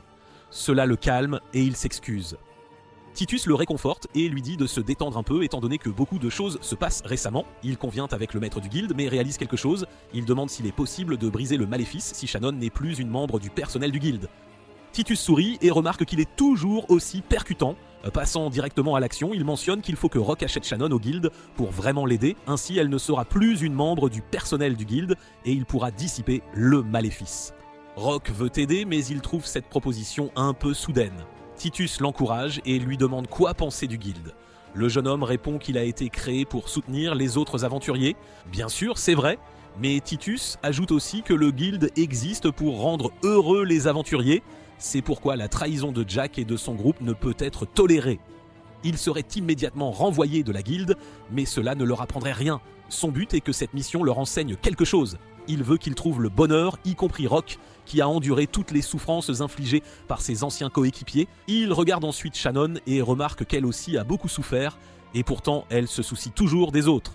À bien des égards, ils se ressemblent. Ils connaissent les épreuves et les sacrifices, ce qui prouve qu'ils feraient à main d'excellents partenaires pour cette quête. Rock est choqué d'entendre tout cela. Il pensait que personne ne le comprenait vraiment, mais il s'avère que quelqu'un le surveillait attentivement. Il tourne alors son attention vers Shannon et lui demande ce qu'elle désire. Incertaine d'elle-même, elle refuse d'abord de répondre, n'étant qu'une esclave. Cependant, si elle avait le choix, elle aimerait vraiment accompagner Rock. Sur ce, Rock décide de la prendre avec lui. Il demande alors combien il doit payer pour elle, mais Rika explique que ce doit être une coïncidence, la récompense de la mission suffisant comme paiement. Rock se gratte le visage, trouvant la coïncidence un peu trop forte. Le paiement réglé, Rock commence alors à défaire la malédiction placée sur elle par l'esprit sombre. Tandis qu'il récite le mantra de dissipation, l'esprit maléfique se retire lentement des ombres de Shannon. Cependant, il tente de se transférer à Rock et de l'engloutir entièrement. Luttant, il se pousse encore plus jusqu'à ce qu'une lumière aveuglante de ses paumes finisse par vaincre l'esprit sombre qui se désintègre lentement dans l'air. Il tombe au sol d'épuisement tandis que Lucky le félicite d'avoir dissipé la malédiction. Rock le remercie également de l'avoir guidé et d'avoir levé la malédiction. Titus remarque aussi que pour une première fois, il a été incroyable en brisant la malédiction de l'archidémon. Curieux, le jeune homme s'interroge sur la nature de la malédiction. Bien qu'il ne soit pas vraiment un expert, Titus explique qu'il y a eu des cas similaires auparavant. D'après ce qu'il sait, elle est causée par l'invocation des démons qui régnaient autrefois sur le monde. Rock aurait aimé être informé plus tôt qu'il s'agissait d'une malédiction démoniaque, mais il est néanmoins juste heureux qu'il soit hors de danger. Shannon le remercie d'avoir levé sa malédiction, Rock lui offre un sourire rassurant et Lucky est également ravi que tout se soit bien passé. Sur ce, Titus les encourage à commencer la quête et à rassembler les matériaux avant que l'équipe de Jack ne puisse les éclipser. Rock entame les préparatifs et les transporte au jardin sanctuaire.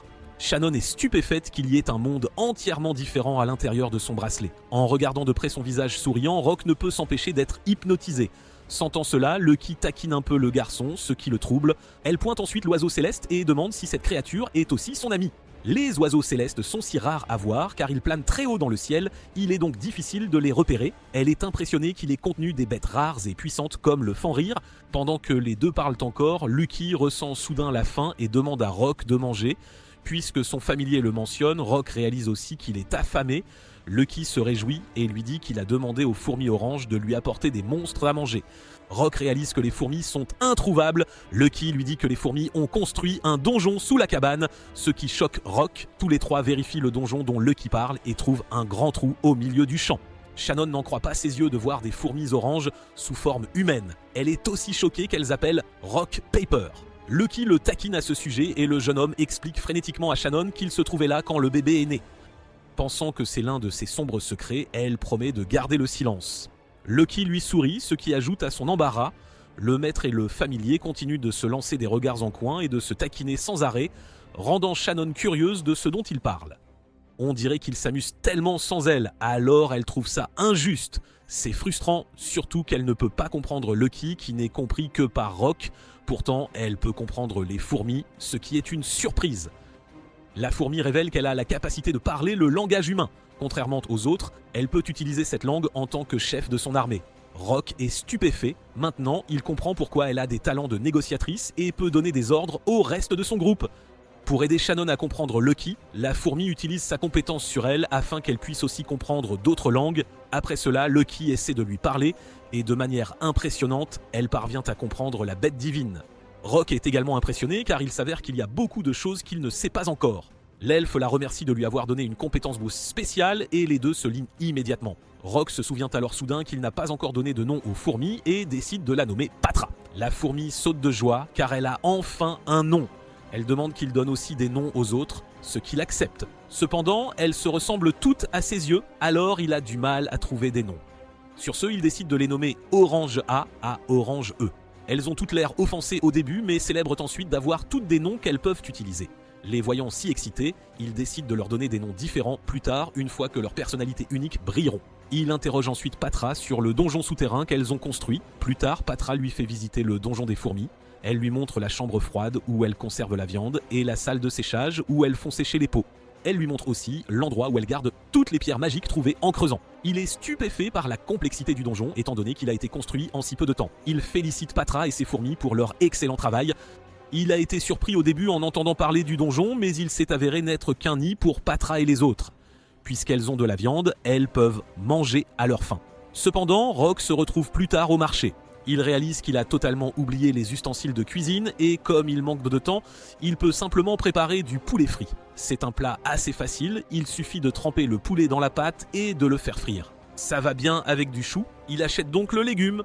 Cependant, le vendeur lui dit qu'ils n'en ont plus eu dernièrement, il est un peu déçu car il avait hâte de compléter le plat pour que tout le monde le goûte.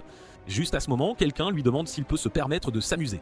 Quand il tourne brusquement la tête, il voit Jack et son équipe. L'homme lui sourit d'un air narquois.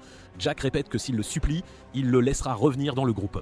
Shannon passe immédiatement en mode défensif et protège Rock. Confus, Jack demande qui elle est, Rock soupire et dit à Shannon d'ignorer cet homme. Il mentionne ensuite à Jack qu'ils ne sont plus affiliés, donc il devrait cesser de le déranger. Frustré, il tente d'attaquer Shannon. Heureusement, Rock est assez rapide pour bloquer son poing. En colère, Rock lui dit de se tenir et de faire attention à ce qu'il fait. Serrant les dents, Jack remarque que la guilde l'a probablement associé à l'elfe pour travailler contre lui, mais en la regardant, il réalise qu'il n'a rien à craindre. Elle ressemble vraiment à une aventurière de rang E, une bonne à rien. Il se moque encore de Rock, disant qu'il ne pourra jamais utiliser son plein potentiel. Cela met Shannon en colère, insistant que Rock n'est pas faible et qu'on ne peut pas le traiter n'importe comment. Jack lui sourit d'un air narquois, lui faisant remarquer qu'elle devrait connaître sa place. Kara intervient et demande si l'elfe est sa nouvelle partenaire. Il confirme et présente Shannon à tous comme une aventurière elfe de rang E. Kara examine son apparence et lui dit que sa tenue est de mauvais goût. Elle ajoute que si elle doit être la partenaire de Rock, elle devrait faire beaucoup plus d'efforts pour son apparence. Rock lui fait remarquer qu'elle devrait s'occuper de ses affaires et que l'apparence n'est pas si importante pour un aventurier. Agacée, Kara déclare qu'elle n'aurait jamais cru qu'il se contenterait d'une simple aventurière de bas rang comme partenaire. Amy l'interrompt alors et s'excuse auprès de Shannon pour les manières impolies de son équipe envers elle. Elle incline ensuite la tête devant Rock, montrant une fois de plus son remords pour ce qui s'est passé. Elle envisage d'abandonner, mais elle veut un dernier match contre lui pour savoir où elle en est. De cette façon, elle pourrait décider de ce qu'elle va faire à partir de maintenant. Jack appelle ensuite son équipe, disant qu'il devrait pas en partir, et avertit Rock qu'il devrait faire de son mieux ou il le vaincra. Après les avoir vus partir, Shannon dit à Rock qu'il devrait y aller aussi. Il l'assure qu'ils gagneront certainement car il a maintenant une raison plus forte de se battre. Alors pour l'instant, ils doivent rentrer et dîner d'abord. Lucky fait accidentellement un gâchis en préparant la semoule de maïs.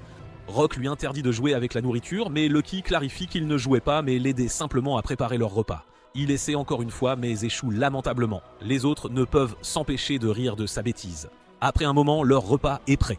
Rock prépare son poulet frit spécial extra croustillant. Tout le monde commence à se servir et une seule bouchée du poulet leur donne l'impression d'être au paradis. Le plat est si délicieux et le poulet est croustillant à l'extérieur et moelleux à l'intérieur.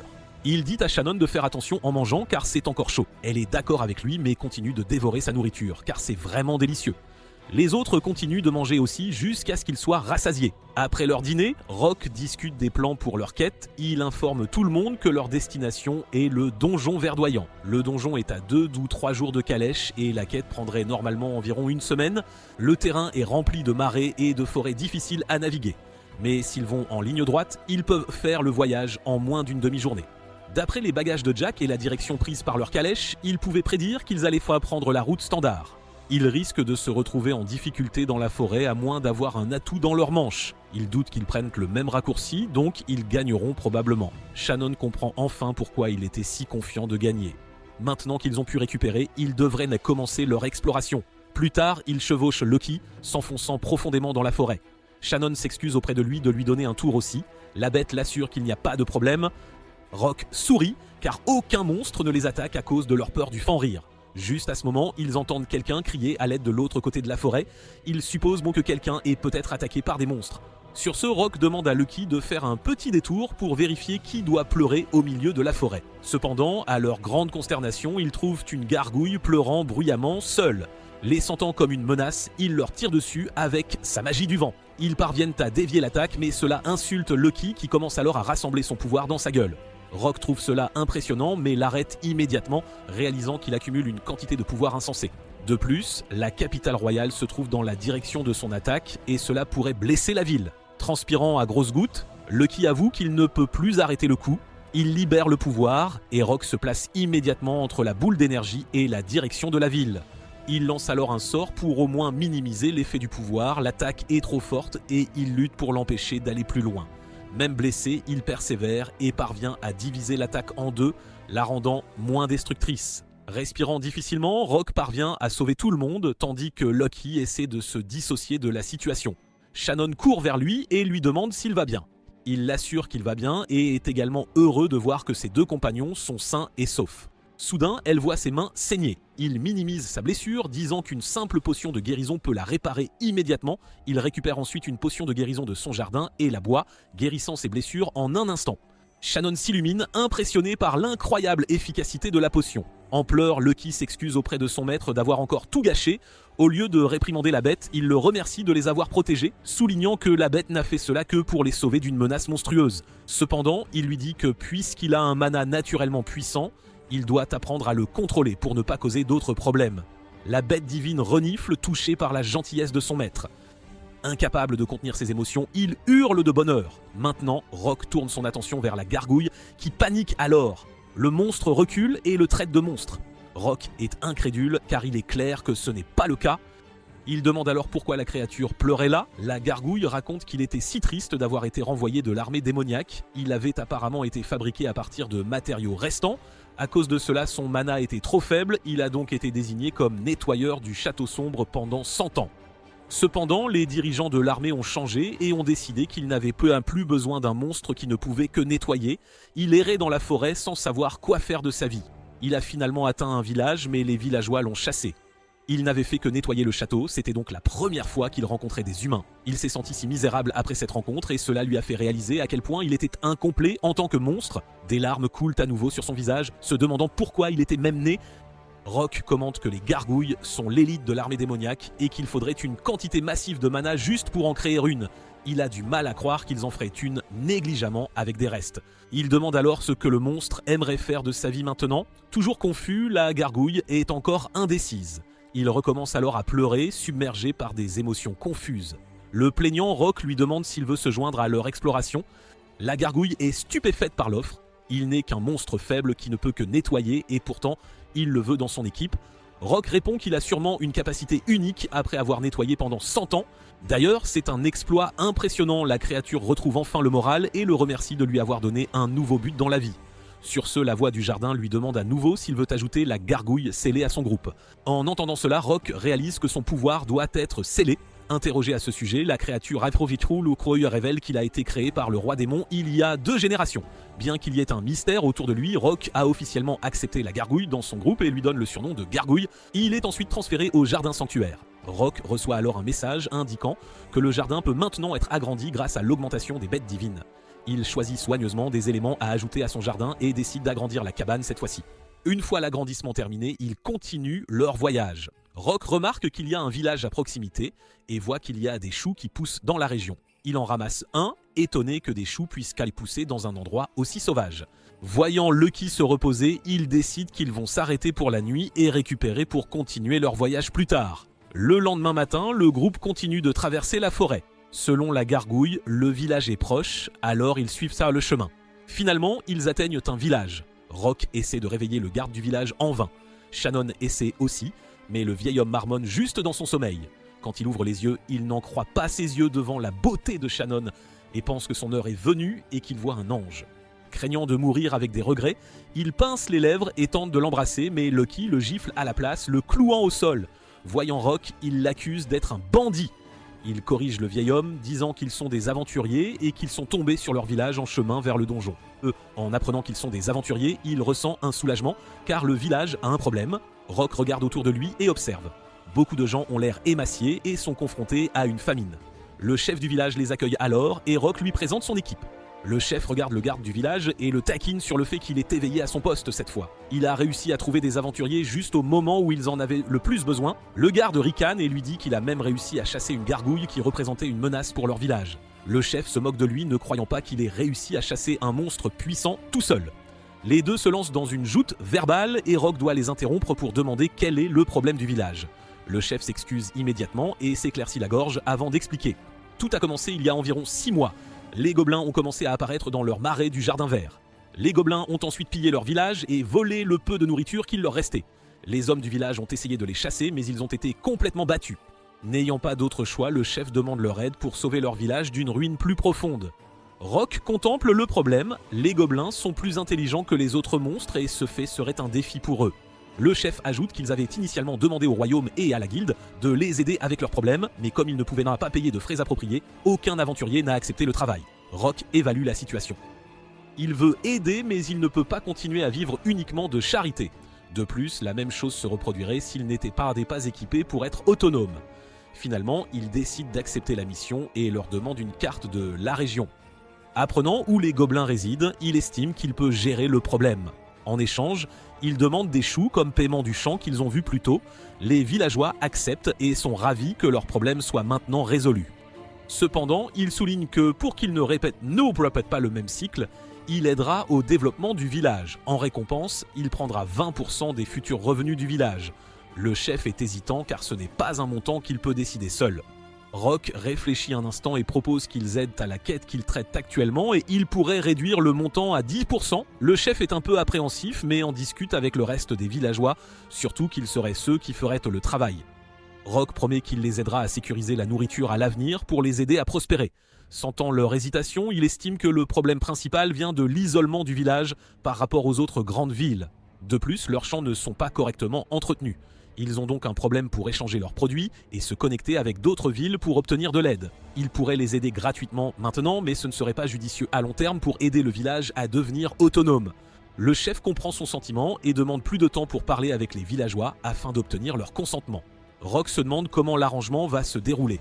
En y pensant, les profits pour le village seront énormes. Il sera donc difficile d'imaginer que le chef refusera l'offre. En attendant, il aidera à la préparation de la mission et demande à Shannon de l'informer lorsque le chef appellera. Plus tard, Rock et le chef se rencontrent à nouveau pour délibérer sur l'accord. Le chef admet que les villageois étaient partagés au début, mais en y réfléchissant bien, cela pourrait être prometteur pour le village. Si Rock peut promettre de les aider avec l'agriculture durable et de se débarrasser des gobelins, l'accord est une véritable aubaine. Cependant, un des villageois, nommé Warren, a exprimé son opposition. L'accord semble bien trop beau pour être vrai et il est fort probable qu'il soit en train de se faire arnaquer. Il jure qu'une fois guéri, il sera celui qui éliminera tous ces gobelins qui représentent une menace constante pour leur village. En voyant les villageois blessés, Rock décide de les aider en leur faisant boire sa potion de guérison spéciale. Il l'offre à l'homme, mais Warren refuse catégoriquement de boire la potion car elle pourrait bien être empoisonnée. Pour le rassurer pleinement, il laisse Shannon boire la potion en premier. L'elfe essaie avidement la boisson car c'est l'une des concoctions spéciales de Rock. Dès qu'elle boit la potion, elle se sent immédiatement revigorée et incroyablement rafraîchie. Les potions de guérison sont généralement amères, mais la concoction de Rock a un goût délicieux. En entendant cela, Lucky exige lui aussi d'y goûter. Il obtempère et verse la potion directement dans la bouche de son familier. Lucky commence à devenir joyeux et commente à quel point la boisson est absolument incroyable et le fait se sentir complètement revitalisé. Avec cela, Rock convainc Warren de prendre une nouvelle gorgée. L'homme lui prend la bouteille et déclare qu'il prouvera lui-même que c'est un faux, une supercherie. Il boit la potion et se sent immédiatement rafraîchi et complètement guéri. Il n'a jamais goûté une boisson aussi délicieuse comme des pommes auparavant, et c'est comme s'il rencontrait son premier amour pour la toute première fois. Il est dans un état d'incrédulité totale quand il peut bouger sa jambe en un instant et que la douleur a complètement disparu. Ce doit être un véritable miracle. Le voyant ainsi rétabli, Rock lui demande son aide pour quelques fournitures essentielles à sa quête. En échange, il donnera davantage de potions aux blessés. Réalisant que l'aventurier n'est absolument pas un fraudeur, Warren déclare avec un enthousiasme débordant son soutien de toutes les manières possibles. Il s'excuse d'avoir douté du jeune homme et lui demande humblement de bien vouloir prêter sa force à son village. Tout le monde sourit avec un immense soulagement maintenant que la confiance est enfin forgée entre les villageois et Rock. Personne ne s'opposant plus à sa proposition, l'accord est désormais scellé. Et cela appelle à un grand festin. Plus tard, les villageois partagent un joyeux festin tous ensemble. Ils sont choqués que les choux puissent avoir un si bon goût, car ils avaient toujours pensé que ce légume n'était utilisé que pour nourrir les chevaux du village. Rock partage également que le chou se marie très bien avec différents plats et qu'ils peuvent expérimenter de nombreuses autres recettes en l'utilisant. En plus de cela, ils mélangent discrètement de la potion de guérison dans la nourriture, afin que certains malades se sentent mieux immédiatement, sans attendre. Il appelle ensuite Shannon et lui demande d'emmener les fourmis oranges A et B avec elle pour garder les villageois et récupérer un certain objet précieux. Elle se sent un peu inadéquate, car c'est une tâche vraiment très importante à gérer. Cependant, il l'assure qu'avec son talent et sa détermination, elle n'aura aucun problème avec les monstres des environs. De plus, les fourmis oranges lui seront d'une grande aide, car elles sont très fiables, même si elles sont de petite taille. Elle est convaincue par ses mots encourageants et promet de donner absolument le meilleur d'elle-même. Tous les autres travailleront sans relâche sur la route menant à la capitale royale, Kront.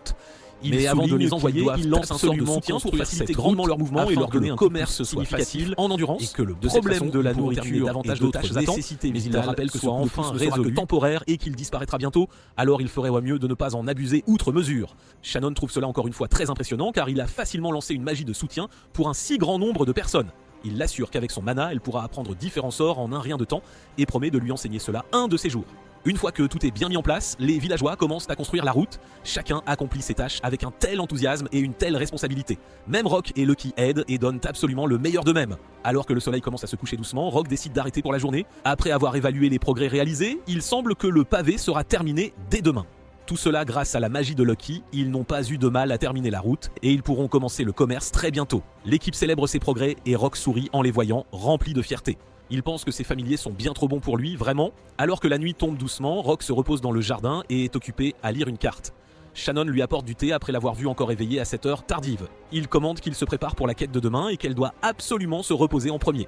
Il remarque qu'il a travaillé plus dur que quiconque, alors il doit absolument prendre un peu de repos. Elle refuse de dormir avant son maître et se reposera donc bien plus tard. Il lui dit de laisser tomber le terme « maître » dans les honorifiques quand elle lui parle, car c'est un peu embarrassant pour lui.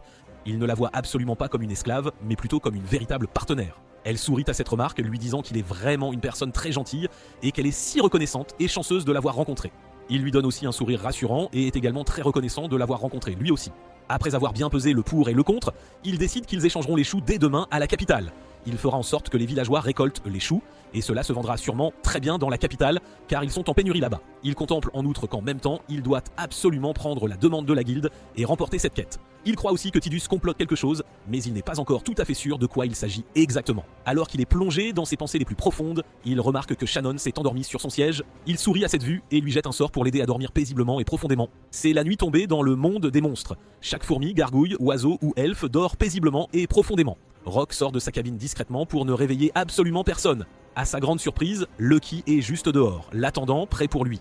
Ils conviennent tous deux que la nuit est le meilleur moment pour attraper des libellules arc-en-ciel. Lucky justifie qu'il doit absolument les accompagner, car aucun monstre n'osera les défier avec lui dans les parages. Lucky demande aussi à Rock comment il compte s'y prendre pour gérer le gobelin. À sa grande surprise, Rock lui dit que tout ira bien, car il sait qu'un aventurier finira par venir les éliminer. Le feineur n'a absolument aucune idée de ce qu'il veut dire, mais il l'oublie rapidement.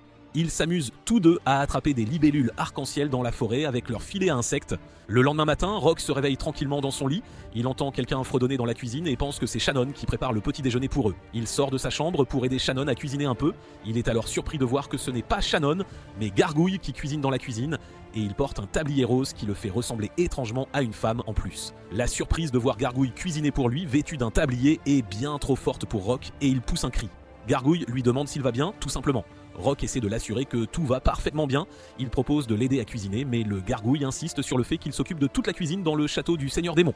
Shannon apparaît alors pour lui dire bonjour. Elle s'excuse auprès de Rock d'être tombée endormie sur lui la nuit dernière, sans le vouloir. Rock voit qu'elle tient une épée en bois et lui demande si elle s'est entraînée récemment. Elle montre sa déception en demandant si Rock est allé seul chasser des libellules arc-en-ciel la nuit dernière, sans elle. Rock l'assure qu'il était en parfaite sécurité et qu'il avait Lucky avec lui, bien sûr. Shannon se plaint de ne pas avoir été là pour lui être utile, pour l'aider. Rock la remercie et l'assure qu'ils iront ensemble la prochaine fois, c'est promis. La jeune elfe pleure car elle veut absolument qu'il tienne sa promesse. Plus tard, Rock demande à Warren de déposer les ailes de libellule arc-en-ciel à la guilde pour lui pendant qu'il se rendra à la capitale dans sa calèche. Alors que Rock regarde Warren quitter le village avec sa calèche, il se met à penser aux autres choses importantes qu'il doit faire pour le bien du village.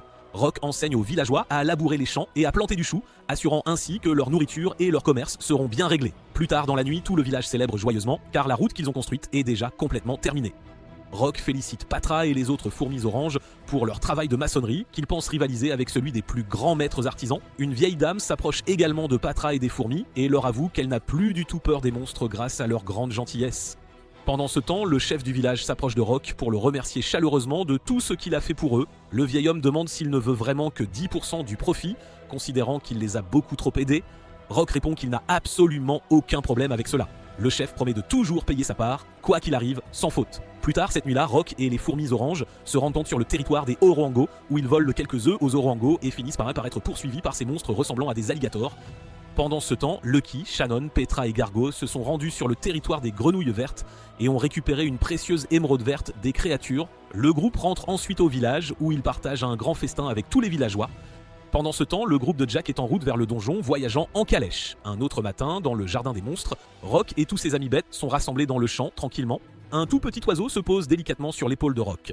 Il est surpris qu'un si minuscule oiseau vive dans le jardin, c'est inattendu. Patra dit à Rock que l'oiseau sur son épaule est l'oiseau céleste, ce qui surprend grandement le jeune homme. Patra informe Rock que lorsqu'il triait les cadavres de monstres, elle a trouvé un objet ressemblant étrangement à une châtaigne. Skybird l'a mangé et a rétréci pour devenir un tout petit oiseau. En conséquence, Rock pense qu'il devrait trouver un moyen de faire redevenir Skybird normal, disant que cela rend l'oiseau céleste si heureux.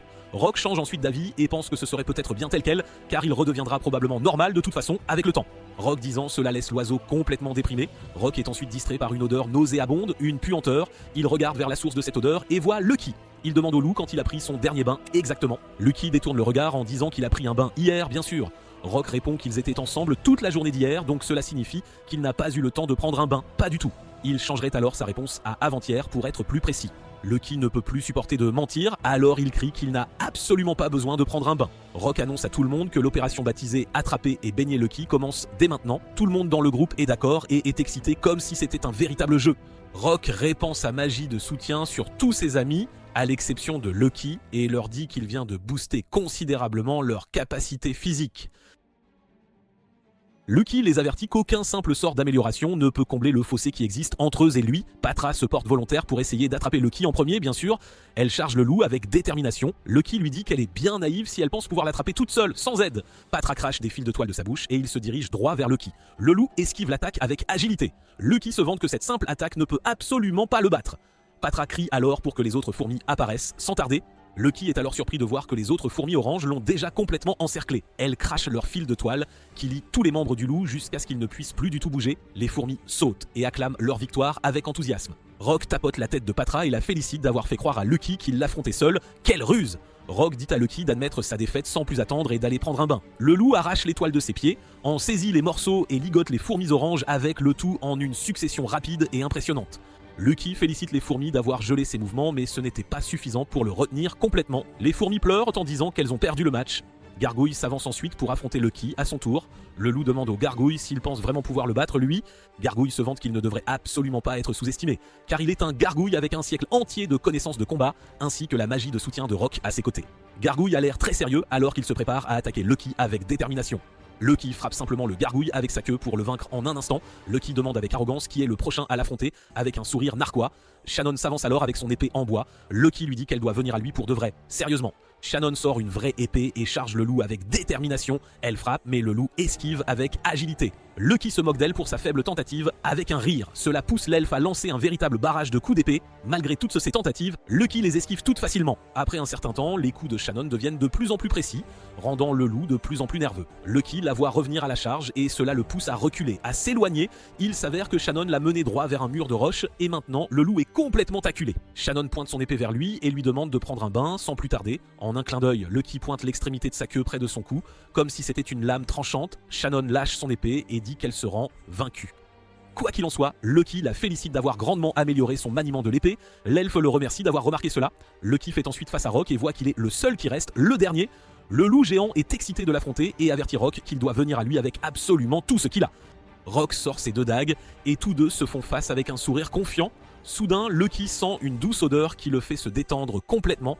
Sur le sommet de la tête du loup géant se trouve l'oiseau céleste et il a une fleur dans la bouche. Une seconde plus tard, Lucky se sent somnolent et il s'endort profondément. C'est alors que Rock réalise que ce qui est dans la bouche de l'oiseau est en fait une fleur de sommeil. L'oiseau céleste a l'air suffisant car il se sent comme le grand vainqueur de cette épreuve. Rock rassemble les autres car ils y voient leur opportunité parfaite de donner un bain à Lucky. Pendant ce temps, le groupe de Jack est déjà tout près du donjon verdoyant. Dans la calèche, même à présent, la colère de Jack n'a pas du tout diminué et cela le fait frissonner de rage. Il se plaint toujours de la façon dont Rock les a trahis, c'est insupportable. Amy le corrige, lui disant que ce sont eux qui ont trahi Rock en premier, il faut le reconnaître. Jack ne peut pas le supporter, alors il lui dit de se taire immédiatement. Il pense que Rock n'était qu'une simple mule qui portait leurs affaires, alors que lui était toujours en première ligne, abattant des monstres pour se frayer un chemin jusqu'au rang S avec acharnement. Il se souvient alors comment Kid leur a dit qu'il n'était qu'un simple groupe de rang C sans Rock. La seule pensée de cela fait grincer les dents de Jack et serrer son poing de rage. Il jure qu'il prouvera qu'ils sont un groupe de rang S sans Rock coûte que coûte. Kara et Amy lui rappellent qu'elles ne peuvent pas gérer les orangos et les libellules arc-en-ciel car elles en ont bien trop peur. Jack accepte cela puisque leur prix principal est le wyvern de toute façon après tout. Kara ne peut plus supporter l'attitude de Jack et demande pourquoi il agit toujours de manière si hautaine et arrogante. Elle continue de dire qu'il prend des emplois sans même vérifier les moindres détails et les entraîne dans ses erreurs, sans réfléchir. Elle lui rappelle qu'elle et Amy ne l'aident que parce qu'elles y sont obligées et qu'elles se sépareront une fois la mission terminée, c'est clair. Jack ne s'en soucie absolument pas et dit qu'elles peuvent faire absolument ce qu'elles veulent tant qu'il est celui qui dirige leur opération actuelle. Leur cocher leur dit qu'ils sont enfin arrivés au donjon. Jack paie l'homme quelques pièces d'argent pour le voyage effectué. Le chauffeur se plaint que ce n'est pas assez, ce qui humilie profondément Jack. Jack sort alors plus d'argent et le chauffeur s'en va finalement. L'humeur de Jack est devenue encore plus exécrable maintenant qu'il a l'impression d'avoir vécu une autre mauvaise chose, une de plus. Il l'oublie vite et le trio se dirige vers l'entrée du donjon sans plus attendre. Pendant ce temps, Lucky est si propre et si moelleux maintenant que Rock et toute sa famille le serrent dans leurs bras avec tendresse. Jack et les autres explorent le donjon avec prudence. Jack dit à son groupe que leur seule et unique cible est le wyvern dans les profondeurs les plus profondes du donjon. Ils ignorent les orangos qu'ils croisent sur leur chemin sans s'y attarder. Jack remarque alors qu'il n'y a absolument aucune libellule arc-en-ciel ni grenouille verte aux alentours. Il voit que les orangos ressemblant à des alligators sont toujours là mais il ne voit aucun de leurs œufs en vue, pas un seul. Jack se plaint qu'ils ne peuvent absolument rien récupérer dans ces conditions. Il réalise soudain que la guilde a dû les piéger, c'est évident. Il grince des dents, pensant que tout cela est l'œuvre de la guilde, et se promet de se venger d'eux, coûte que coûte. Un gobelin saute soudainement vers Jack par derrière pour l'embusquer sans prévenir. Jack tranche la créature en deux avant même qu'elle ne s'approche de lui. Au loin, il voit encore plus de gobelins, et à leur tête se trouve un gobelin 2 fois plus grand que les autres. Jack regarde attentivement et voit que ce gobelin géant a une épée gigantesque et porte une armure métallique brillante. Il le reconnaît immédiatement comme un chevalier gobelin. Jack et son équipe se préparent alors au combat avec détermination. Jack se dirige vers le chevalier gobelin mais il esquive son coup d'épée avec agilité. Le chevalier essaie de contrer mais Jack le bloque habilement. Alors que Jack lutte pour repousser le chevalier, il se souvient que Kid leur a dit qu'il n'était avec un simple groupe de rancés sans Rock. Cela lui fait grincer des dents alors qu'il rejette avec force l'idée que ce soit vrai. Bien qu'il se dise qu'il n'y a aucun moyen qu'il puisse perdre contre un simple chevalier gobelin, il tient à peine étant repoussé par la créature. Son visage est rempli de sueur et ses dents grincent fortement alors qu'il donne absolument tout pour tenir bon. Soudain, une puissante magie de feu tue le chevalier gobelin par derrière. Amy demande alors si Jack va bien. L'homme têtu ne la remercie pas et lui dit qu'il aurait pu gérer ça tout seul. Kara commente qu'il était évident qu'il luttait, c'était flagrant. Ils se regroupent ensuite en position de combat car ils voient qu'ils sont toujours encerclés par des gobelins venant de toutes les directions. Finalement, ils réussissent à vaincre tous les gobelins. Kara soigne toutes leurs blessures avec sa puissante magie sainte. L'équipe de Jack se dirige ensuite vers les profondeurs du donjon, où ils aperçoivent une colline gardée par de très nombreux wyverns. Jack et les autres sont cachés derrière le buisson. Observant attentivement leur cible, Jack dit aux autres qu'il va charger pour attirer leur attention afin qu'Amy puisse abattre leurs ailes avec sa magie. Ils sont d'accord sur le plan, alors Jack court rapidement vers les Wyverns. Les Wyverns s'envolent rapidement pour l'éviter et Amy tire un barrage de boules de feu, frappant 2 Wyverns et les envoyant s'écraser au sol. Jack charge ensuite les 2 Wyverns et les achève avec son épée, sans pitié. Juste au moment où Jack est sur le point de célébrer, il voit qu'un Wyvern est sur le point d'attaquer Amy et Kara par surprise. Le Wyvern frappe les femmes avec sa queue, les projetant violemment en arrière.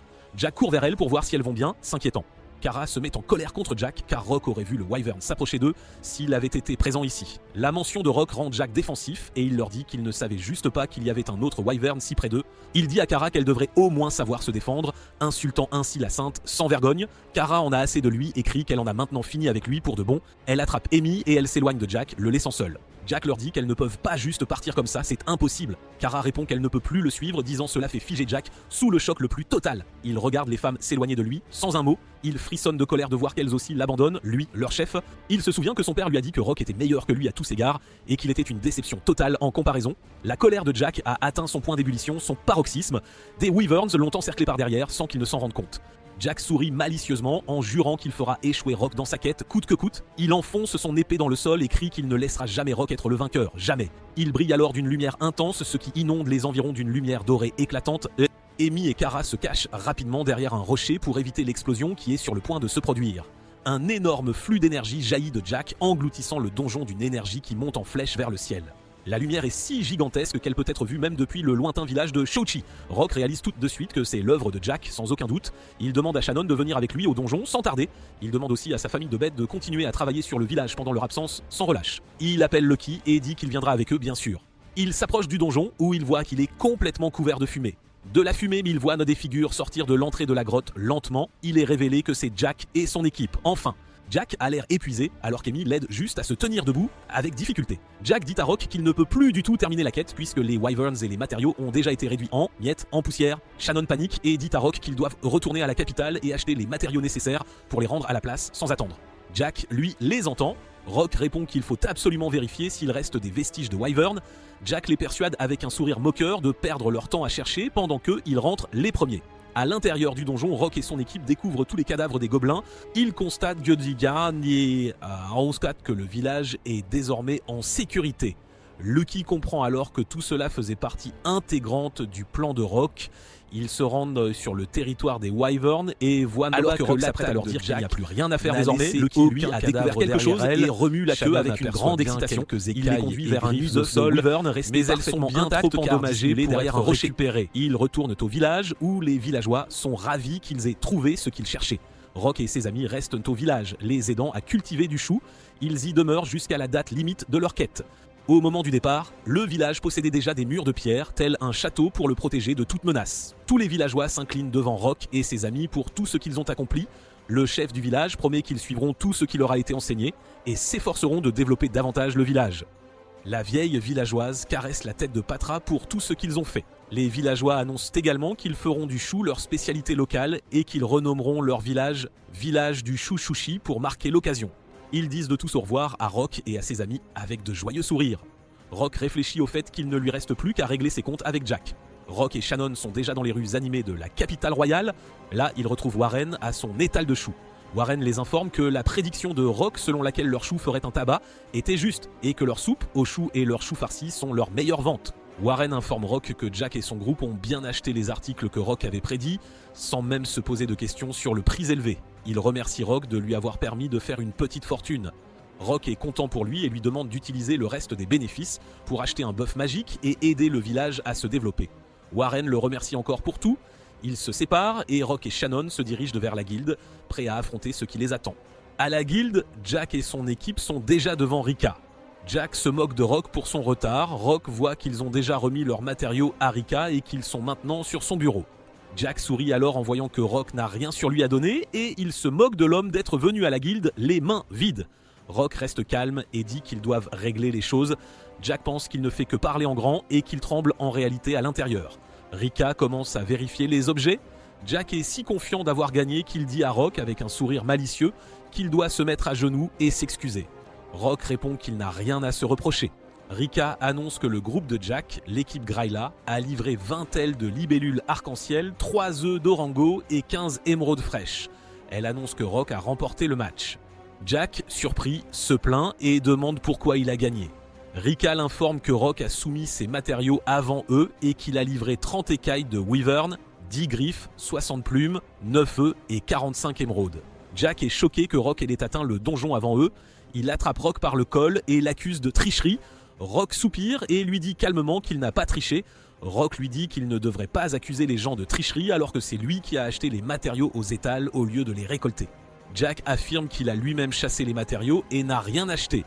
Rock prend l'un des matériaux sur le bureau et lui demande d'expliquer pourquoi leurs matériaux portent le symbole de la marque du village de Chochi. Jack est réduit au silence, sans défense. Rock explique qu'il a réalisé, en les rencontrant à l'entrée du donjon, qu'il n'avait encore récupéré aucun des objets et révèle qu'il a fait parler Shannon devant eux de l'achat des matériaux dans la capitale. Il s'est dit qu'il aurait acheté tous les matériaux qu'ils n'avaient pas obtenus dans la capitale. Rock a révélé qu'ils avaient déjà un surplus de matériaux à ce moment-là et qu'il en avait laissé une partie à un vendeur de rue pour qu'il leur soit vendu à un prix élevé. Jack frissonne de rage à l'idée d'avoir été dupé. Jack exige de savoir comment il les a battus pour arriver au donjon. Rock soupire à la question, il les juge de ne pas avoir vérifié la carte attentivement. Il révèle qu'un chemin direct à l'intérieur du village est beaucoup plus rapide que la route qu'ils ont prise. Kara prend la parole et dit qu'elle l'avait remarqué depuis le début. Jack lui crie dessus de n'avoir rien dit, il lui demande pourquoi elle n'a pas donné le meilleur d'elle-même alors que c'était la quête censée prouver qu'ils étaient toujours de rang S. Jack exige de savoir pourquoi elle n'a pas tout donné pour battre Rock. Kara soupire en se tenant la tête. Elle lui dit qu'il est le seul du groupe à être obsédé par la victoire. Jack se fige sous le choc. Pour ajouter l'insulte à l'injure, Rock remercie Jack d'avoir éliminé les gobelins et l'informe que les habitants du village de Shaochi avaient des problèmes avec eux. Rock sait que la guilde est submergée de demandes pour éliminer les gobelins ces derniers temps, mais le village ne pouvait pas se permettre les frais. Rock regarde Rika, sachant qu'elle a planifié le concours de quête, sachant que cela les mènerait au village. Rika sourit mais ne dit rien. Rock révèle qu'ils avaient déjà récupéré des griffes et des écailles de Wyvern le premier jour de leur arrivée. Comme Rock le dit, il avait prévu que Jack et les autres vainquent les gobelins pour eux. La rage de Jack bouillonne, il accuse Rock de l'avoir utilisé et se jette sur lui pour le frapper. Le maître de guilde, Titus, arrive et crie à Jack d'arrêter. Jack s'arrête juste avant que son coup de poing n'atteigne Rock. Titus révèle que Kid a avoué que Jack faisait partie du plan visant à tuer et abandonner Rock. Il dit à Jack que c'est fini. Cela fait fermer les yeux à Jack, ses jambes lâchent et il tombe à genoux, complètement vaincu. Rock raconte comment Jack, Amy et Kara ont été interrogés par les autorités. Comme Kara et Amy ne faisaient pas partie du plan visant à tuer Rock, elles n'ont pas reçu de punition sérieuse et ont seulement été rétrogradées au rang C. L'équipe Gryla étant dissoute, elle a suggéré à Amy et elle de former un groupe avec Rock. Rock a refusé l'offre, laissant Kara triste et déçue. Rock a entendu dire qu'elle et Emma étaient là devenus un duo d'aventurières après cela. Pendant ce temps, Kid fut enfermé dans le donjon et les enquêtes révélèrent d'autres de ses crimes passés. Jack, quant à lui, fut envoyé pour 6 mois de travail minier et repartira de 0 au rang E s'il décide un jour de redevenir aventurier. Pendant ce temps, Rock est juste à l'extérieur de la capitale, contemplant la vue en paix. Lucky lui demande à quoi il pense. Rock répond qu'il pensait juste à ses amis d'enfance. Il se remémore comment ils jouaient ensemble quand ils étaient enfants. Il compare cela à sa situation actuelle avec un nouveau groupe d'amis et au bon temps qu'il passe avec eux. Rock se lève et dit qu'il a maintenant la force d'avancer avec ses camarades. Lucky est heureux pour lui et accepte d'aller de l'avant. Rock tend la main pour un fist bump et demande à Lucky d'avancer ensemble. Lucky lui rend son fist bump et dit qu'il peut lui faire confiance. Ils se font face avec des sourires. Shannon les interrompt pour leur dire que le dîner est prêt. Rock et Lucky l'accompagnent pour le dîner. Plus tard dans la nuit, dans les rues sombres de la capitale, une silhouette squelettique approche. Des aventuriers gardent les murs de la capitale royale contre un groupe d'ogres. Un ogre frappe le sol et projette 2 aventuriers en l'air. Ils craignent que ce ne soit qu'une question de temps avant que les créatures ne fassent irruption dans la capitale. Juste au moment où un ogre est sur le point de frapper des aventuriers à mort, Rock et Lucky arrivent pour arrêter le coup. Rock s'excuse auprès de ses compagnons aventuriers d'être en retard et leur dit qu'il s'occupera de tout. L'ogre tente de frapper Rock, mais une mage tire soudainement sur la créature par derrière avec un sort de flamme. On découvre que c'est Amy et Rock est ravi de la voir. Rock demande à Patra de commander les autres membres de leur groupe. La reine des fourmis dit qu'elle le fera et se vante de ses compétences en leadership. Elle associe Oranja à eux avec Gargo et elle se laisse associer à Shannon. Rock lance un sort de soutien sur ses compagnons pour augmenter leurs statistiques de base. Le groupe mène la charge contre les ogres. Eux et les autres aventuriers aident tous à abattre les ogres. Lucky peut éliminer un ogre d'un seul coup de griffe, ce qui l'ennuie. Rock regarde autour de lui et voit que le groupe se débrouille très bien, combattant le monstre grâce au leadership de Patra. Pendant ce temps, un ogre s'approche d'un Gargo effrayé. Gargo lance une magie de projectile contre l'ogre, mais il a peur en voyant que cela n'a aucun effet sur lui. Rock et Lucky le soutiennent. Finalement, tous les ogres sont tués. Les aventuriers acclament leur victoire. Ils remercient tous Rock de leur avoir sauvé la vie. Rock est confus de savoir pourquoi des ogres sont apparus pour attaquer la capitale et se demande ce qui se passe. Kara soigne tous les aventuriers, ce qui les amène à la remercier. Kara leur dit qu'ils peuvent la rembourser en lui offrant une nouvelle tenue, aux grandes dames des aventuriers. Rock est gêné et voit qu'elle n'a jamais changé. Les chevaliers royaux arrivent à cheval. Le capitaine des chevaliers, Marcus, remercie les aventuriers d'avoir coopéré à l'enquête sur les ogres. Il poursuit en disant que les chevaliers emporteront les corps des ogres pour enquêter sur la cause de leur déchaînement, ce qui frustre les aventuriers. Plus tard à la guilde, le maître de guilde Titus est en colère contre Marcus pour avoir volé les monstres que les aventuriers ont risqué leur vie pour tuer. Les deux chefs de faction se disputent devant tous les aventuriers. Marcus répond que c'est pour une enquête sur les mouvements anormaux de l'ogre et qu'il ne devrait pas se plaindre puisque les chevaliers les paieront. Titus lui crie dessus pour avoir payé un mauvais prix. Marcus se défend en disant que c'est la récompense pour l'aide à l'enquête, donc c'est plus bas que d'habitude. Titus l'attrape par le col et exige que les chevaliers paient aux aventuriers ce qu'ils méritent. Marcus lui dit calmement de lâcher prise, à moins qu'il ne veuille entrer en guerre avec les chevaliers. Rika frappe dans ses mains et leur demande à tous les deux de rester calmes. Elle dit à Titus qu'elle parlera au capitaine à partir de maintenant. Titus s'excuse auprès d'elle d'avoir laissé son tempérament prendre le dessus. Plus tard, Rock se rend au bureau de Titus pour parler de ce qui s'est passé.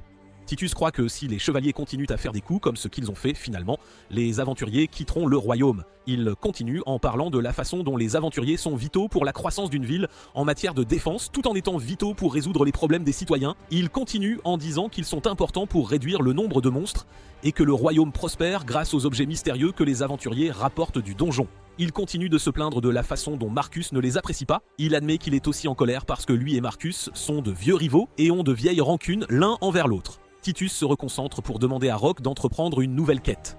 Il révèle qu'il y a eu une série de vols autour de la capitale de pierre magique appelée Gemme de Feu et qu'il n'y a eu aucun témoin à chaque fois. Il dit à Rock qu'il compte sur lui pour résoudre l'affaire. Titus dit à Rock qu'il recevra une récompense même s'il n'attrape pas les coupables, tant qu'il découvre comment ils s'y prennent. Rock accepte. Leur conversation est interrompue par un grondement. Ils interrompent leur discussion en réalisant que cela venait de Shannon. Shannon, embarrassé, s'excuse. Plus tard, Rock et ses amis dégustent des brochettes de sanglier dans la rue. Shannon s'excuse auprès de Rock d'avoir interrompu leur importante conversation. Il lui dit que ce n'est pas grave car il avait faim de toute façon. Shannon apprécie et le remercie. Après avoir mangé, il se dirige vers Lusomiar, vers l'armurerie où il la trouve remplie d'innombrables armes. Le propriétaire du magasin, Matteo, accueille Rock. Matteo dit qu'il a entendu dire qu'il s'était séparé de son ancienne équipe et que c'était une bonne chose pour lui car ils n'ont jamais respecté sa magie de soutien. Rock est surpris qu'ils connaissent sa magie de bénédiction de soutien. Matteo demande ce qui l'amène à son armurerie. Rock répond qu'il veut choisir des armes pour ses enfants fourmis oranges. Matteo est surpris en réalisant que Patra est une fourmi orange et Gargo est une gargouille de l'armée démoniaque. Matteo loue Rock pour être toujours quelqu'un qui brise toutes les règles. Tout le monde regarde autour du magasin. Les enfants fourmis oranges en particulier sont ceux qui sont intrigués par chaque arme qu'ils voient et jouent avec. Finalement, chaque fourmi obtient son arme préférée et la tient dans ses petites mains. Rock demande pourquoi Shannon et Gargo n'ont pas choisi d'armes. Shannon répond qu'elle a déjà l'équipement dont elle a besoin et Gargo répond qu'il est plus un mage qu'un manieur d'armes. Rock s'approche de Patra et voit qu'elle a choisi un bâton comme arme. Patra lui dit qu'elle veut aider tout le monde avec sa magie comme son papa. Elle est cependant attristée de ne pas être assez talentueuse pour utiliser la magie. Rock lui caresse la tête et l'assure qu'ils peuvent pratiquer la magie ensemble. Patra sourit et accepte. Rock devine que puisque Patra a des compétences en leadership, cela doit signifier qu'elle est également douée en magie de soutien. Un homme en armure métallique entre dans le magasin. L'homme voit Patra et lui donne un coup de pied. Rock va vers elle, lui demandant si elle va bien. L'homme se plaint qu'il y a des monstres dans l'endroit. Rock lui crie dessus pour ce qu'il a fait. L'homme lui dit avec un grand sourire qu'un simple dresseur de bêtes comme lui n'a pas le droit de lui crier dessus.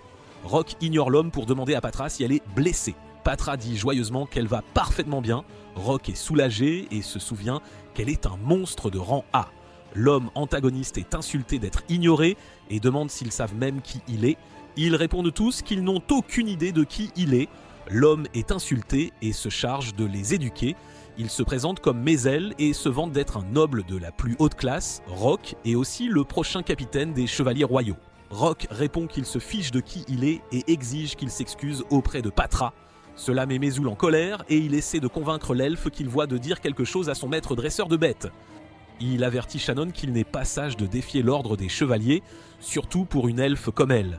Shannon lui demande d'un ton menaçant ce qu'il vient de lui dire. Miss Sale est fière de voir qu'il l'a touchée. Il continue en lui disant qu'elle est vraiment une vieille mégère malgré son apparence. Plus il parle, plus Shannon grince des dents. Shannon lui répond qu'elle n'est pas une vieille mégère, mais ce qui l'a mise en colère, c'est qu'il ait traité Rock de dresseur de bêtes. Elle sort son épée et la pointe sur Maisel. Shannon lui dit qu'elle va lui donner une leçon elle-même. Maisel, en colère, la défie de le répéter. Maisel ne réalise pas que son capitaine, Marcus, est déjà derrière lui. Plus tard, Maisel a une joue enflée après avoir été frappé par son capitaine. Marcus s'incline devant Rock et ses amis et s'excuse pour le comportement de son camarade. Il s'excuse également auprès de Patra, mais l'enfant dit qu'il va bien car le coup de pied était super faible.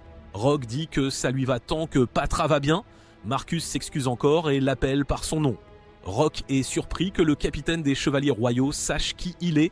Marcus dit que tout le monde dans la capitale sait qui est Rock le maître des bêtes et qu'on leur a demandé de l'enquêter. Marcus se reconcentre et parle à Matteo pour lui poser des questions sur ses gemmes de feu manquantes. Matteo lui rapporte que ses gemmes de feu disparaissent 1 ou 2 fois par semaine et qu'une autre a disparu aujourd'hui. Rock demande au capitaine s'ils ont des suspects. Marcus est embarrassé de dire qu'ils ne savent de rien, à part que les gemmes disparaissent de temps en temps et qu'une énorme quantité d'entre elles a été volée dans l'entrepôt des chevaliers. Marcus et Mezoul retournent au QG. Shannon est surprise que Marcus se soit avéré plus gentil que sa première impression. Rock demande à Matteo de lui montrer où les gemmes de feu ont disparu et l'informe qu'ils enquêtent également pour la guilde. Matteo montre à Rock son atelier et lui dit que c'était placé sur son établi. Rock sent intuitivement, d'après les 2 entrées, que quelqu'un a pu se faufiler sans que personne ne le remarque. Il se demande pourquoi quelqu'un risquerait une effraction juste pour quelques gemmes fines alors que voler des armes haut de gamme aurait plus de sens. Il demande où sont gardées les autres gemmes de feu. Matteo lui montre le coffre où sont conservées les autres gemmes et théorise qu'elles n'ont pas été volées car il est toujours bien fermé. Rock demande s'il peut invoquer son familier et Matteo l'y autorise. Le bracelet de jardin miniature de Rock brille alors qu'il invoque Lucky. Lucky jaillit et est si grand qu'il ne peut pas bouger dans le magasin. Le loup se plaint que Rock l'ait invoqué dans un espace si exigu. Matteo est surpris de voir qu'il a vraiment fait d'un Fenrir un familier, comme le suggéraient les rumeurs. Rock demande à Lucky s'il peut suivre l'odeur du voleur. Lucky lui dit que comme il y a tant d'odeurs qui se mélangent dans le magasin, il ne peut pas dire à qui appartient quelle odeur. Le loup se sent mal de ne pas pouvoir être plus utile, Rock dit qu'il a bien fait et le remercie. En un instant, Lucky disparaît. Matteo est choqué que le bracelet de Rock puisse contenir Lucky. Cela rend Matteo ému que le gars qu'il connaissait soit devenu si fort. Il se met à se remémorer à quel point Rock était inutile avant, ce qui rend Shannon et Patra toutes oui. Matteo essaie de leur chuchoter tout sur Rock, mais Rock, embarrassé, lui crie de s'arrêter. Matteo parle à Patra et s'excuse pour ce qui s'est passé plus tôt. En guise d'offrande de paix, il dit qu'il a quelque chose pour elle. Il lui présente une cuirasse en mithril faite sur mesure et elle brille de toute sa gloire métallique. Rock se souvient que le mithril est un métal rare que seuls les nobles et la royauté peuvent s'offrir. Rock dit qu'il ne peut pas accepter quelque chose d'aussi précieux. Matteo l'assure que ce n'est pas grave et qu'il l'a forgé il y a longtemps pour un enfant noble. Il est triste de dire que cet enfant est tombé gravement malade et n'a jamais pu le porter. Le noble le lui a rendu, mais Matteo n'a pas eu le cœur de détruire sa propre création. Le propriétaire du magasin demande qu'il l'utilise du pour lui. Rock peut dire à quel point c'est important pour lui et dit qu'ils l'utiliseront.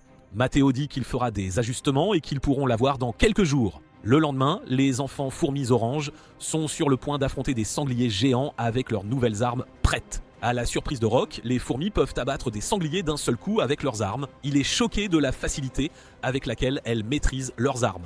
En les observant combattre les sangliers, il a hâte de voir à quel point ses enfants deviendront plus forts. Après un certain temps, tous les sangliers furent abattus. Les fourmis oranges célèbrent leur victoire. Orange Bee s'approche de Rock et lui tapote la chemise. Rock lui demande ce qu'elle veut, mais la petite fille ne dit pas un mot. Patra fait un geste à son papa en se tapotant la tête. Rock comprend alors, il tapote la tête d'Orange Bee et lui dit qu'elle était incroyable. Être félicitée et caressée fait sourire la petite fille de joie. Les autres filles voient cela et s'approchent toutes de leur père pour une caresse sur la tête. Plus tard, toutes les fourmis oranges sont ravies d'avoir été caressées sur la tête. Rock, Patra et Shannon sont heureux de les voir toutes si joyeuses.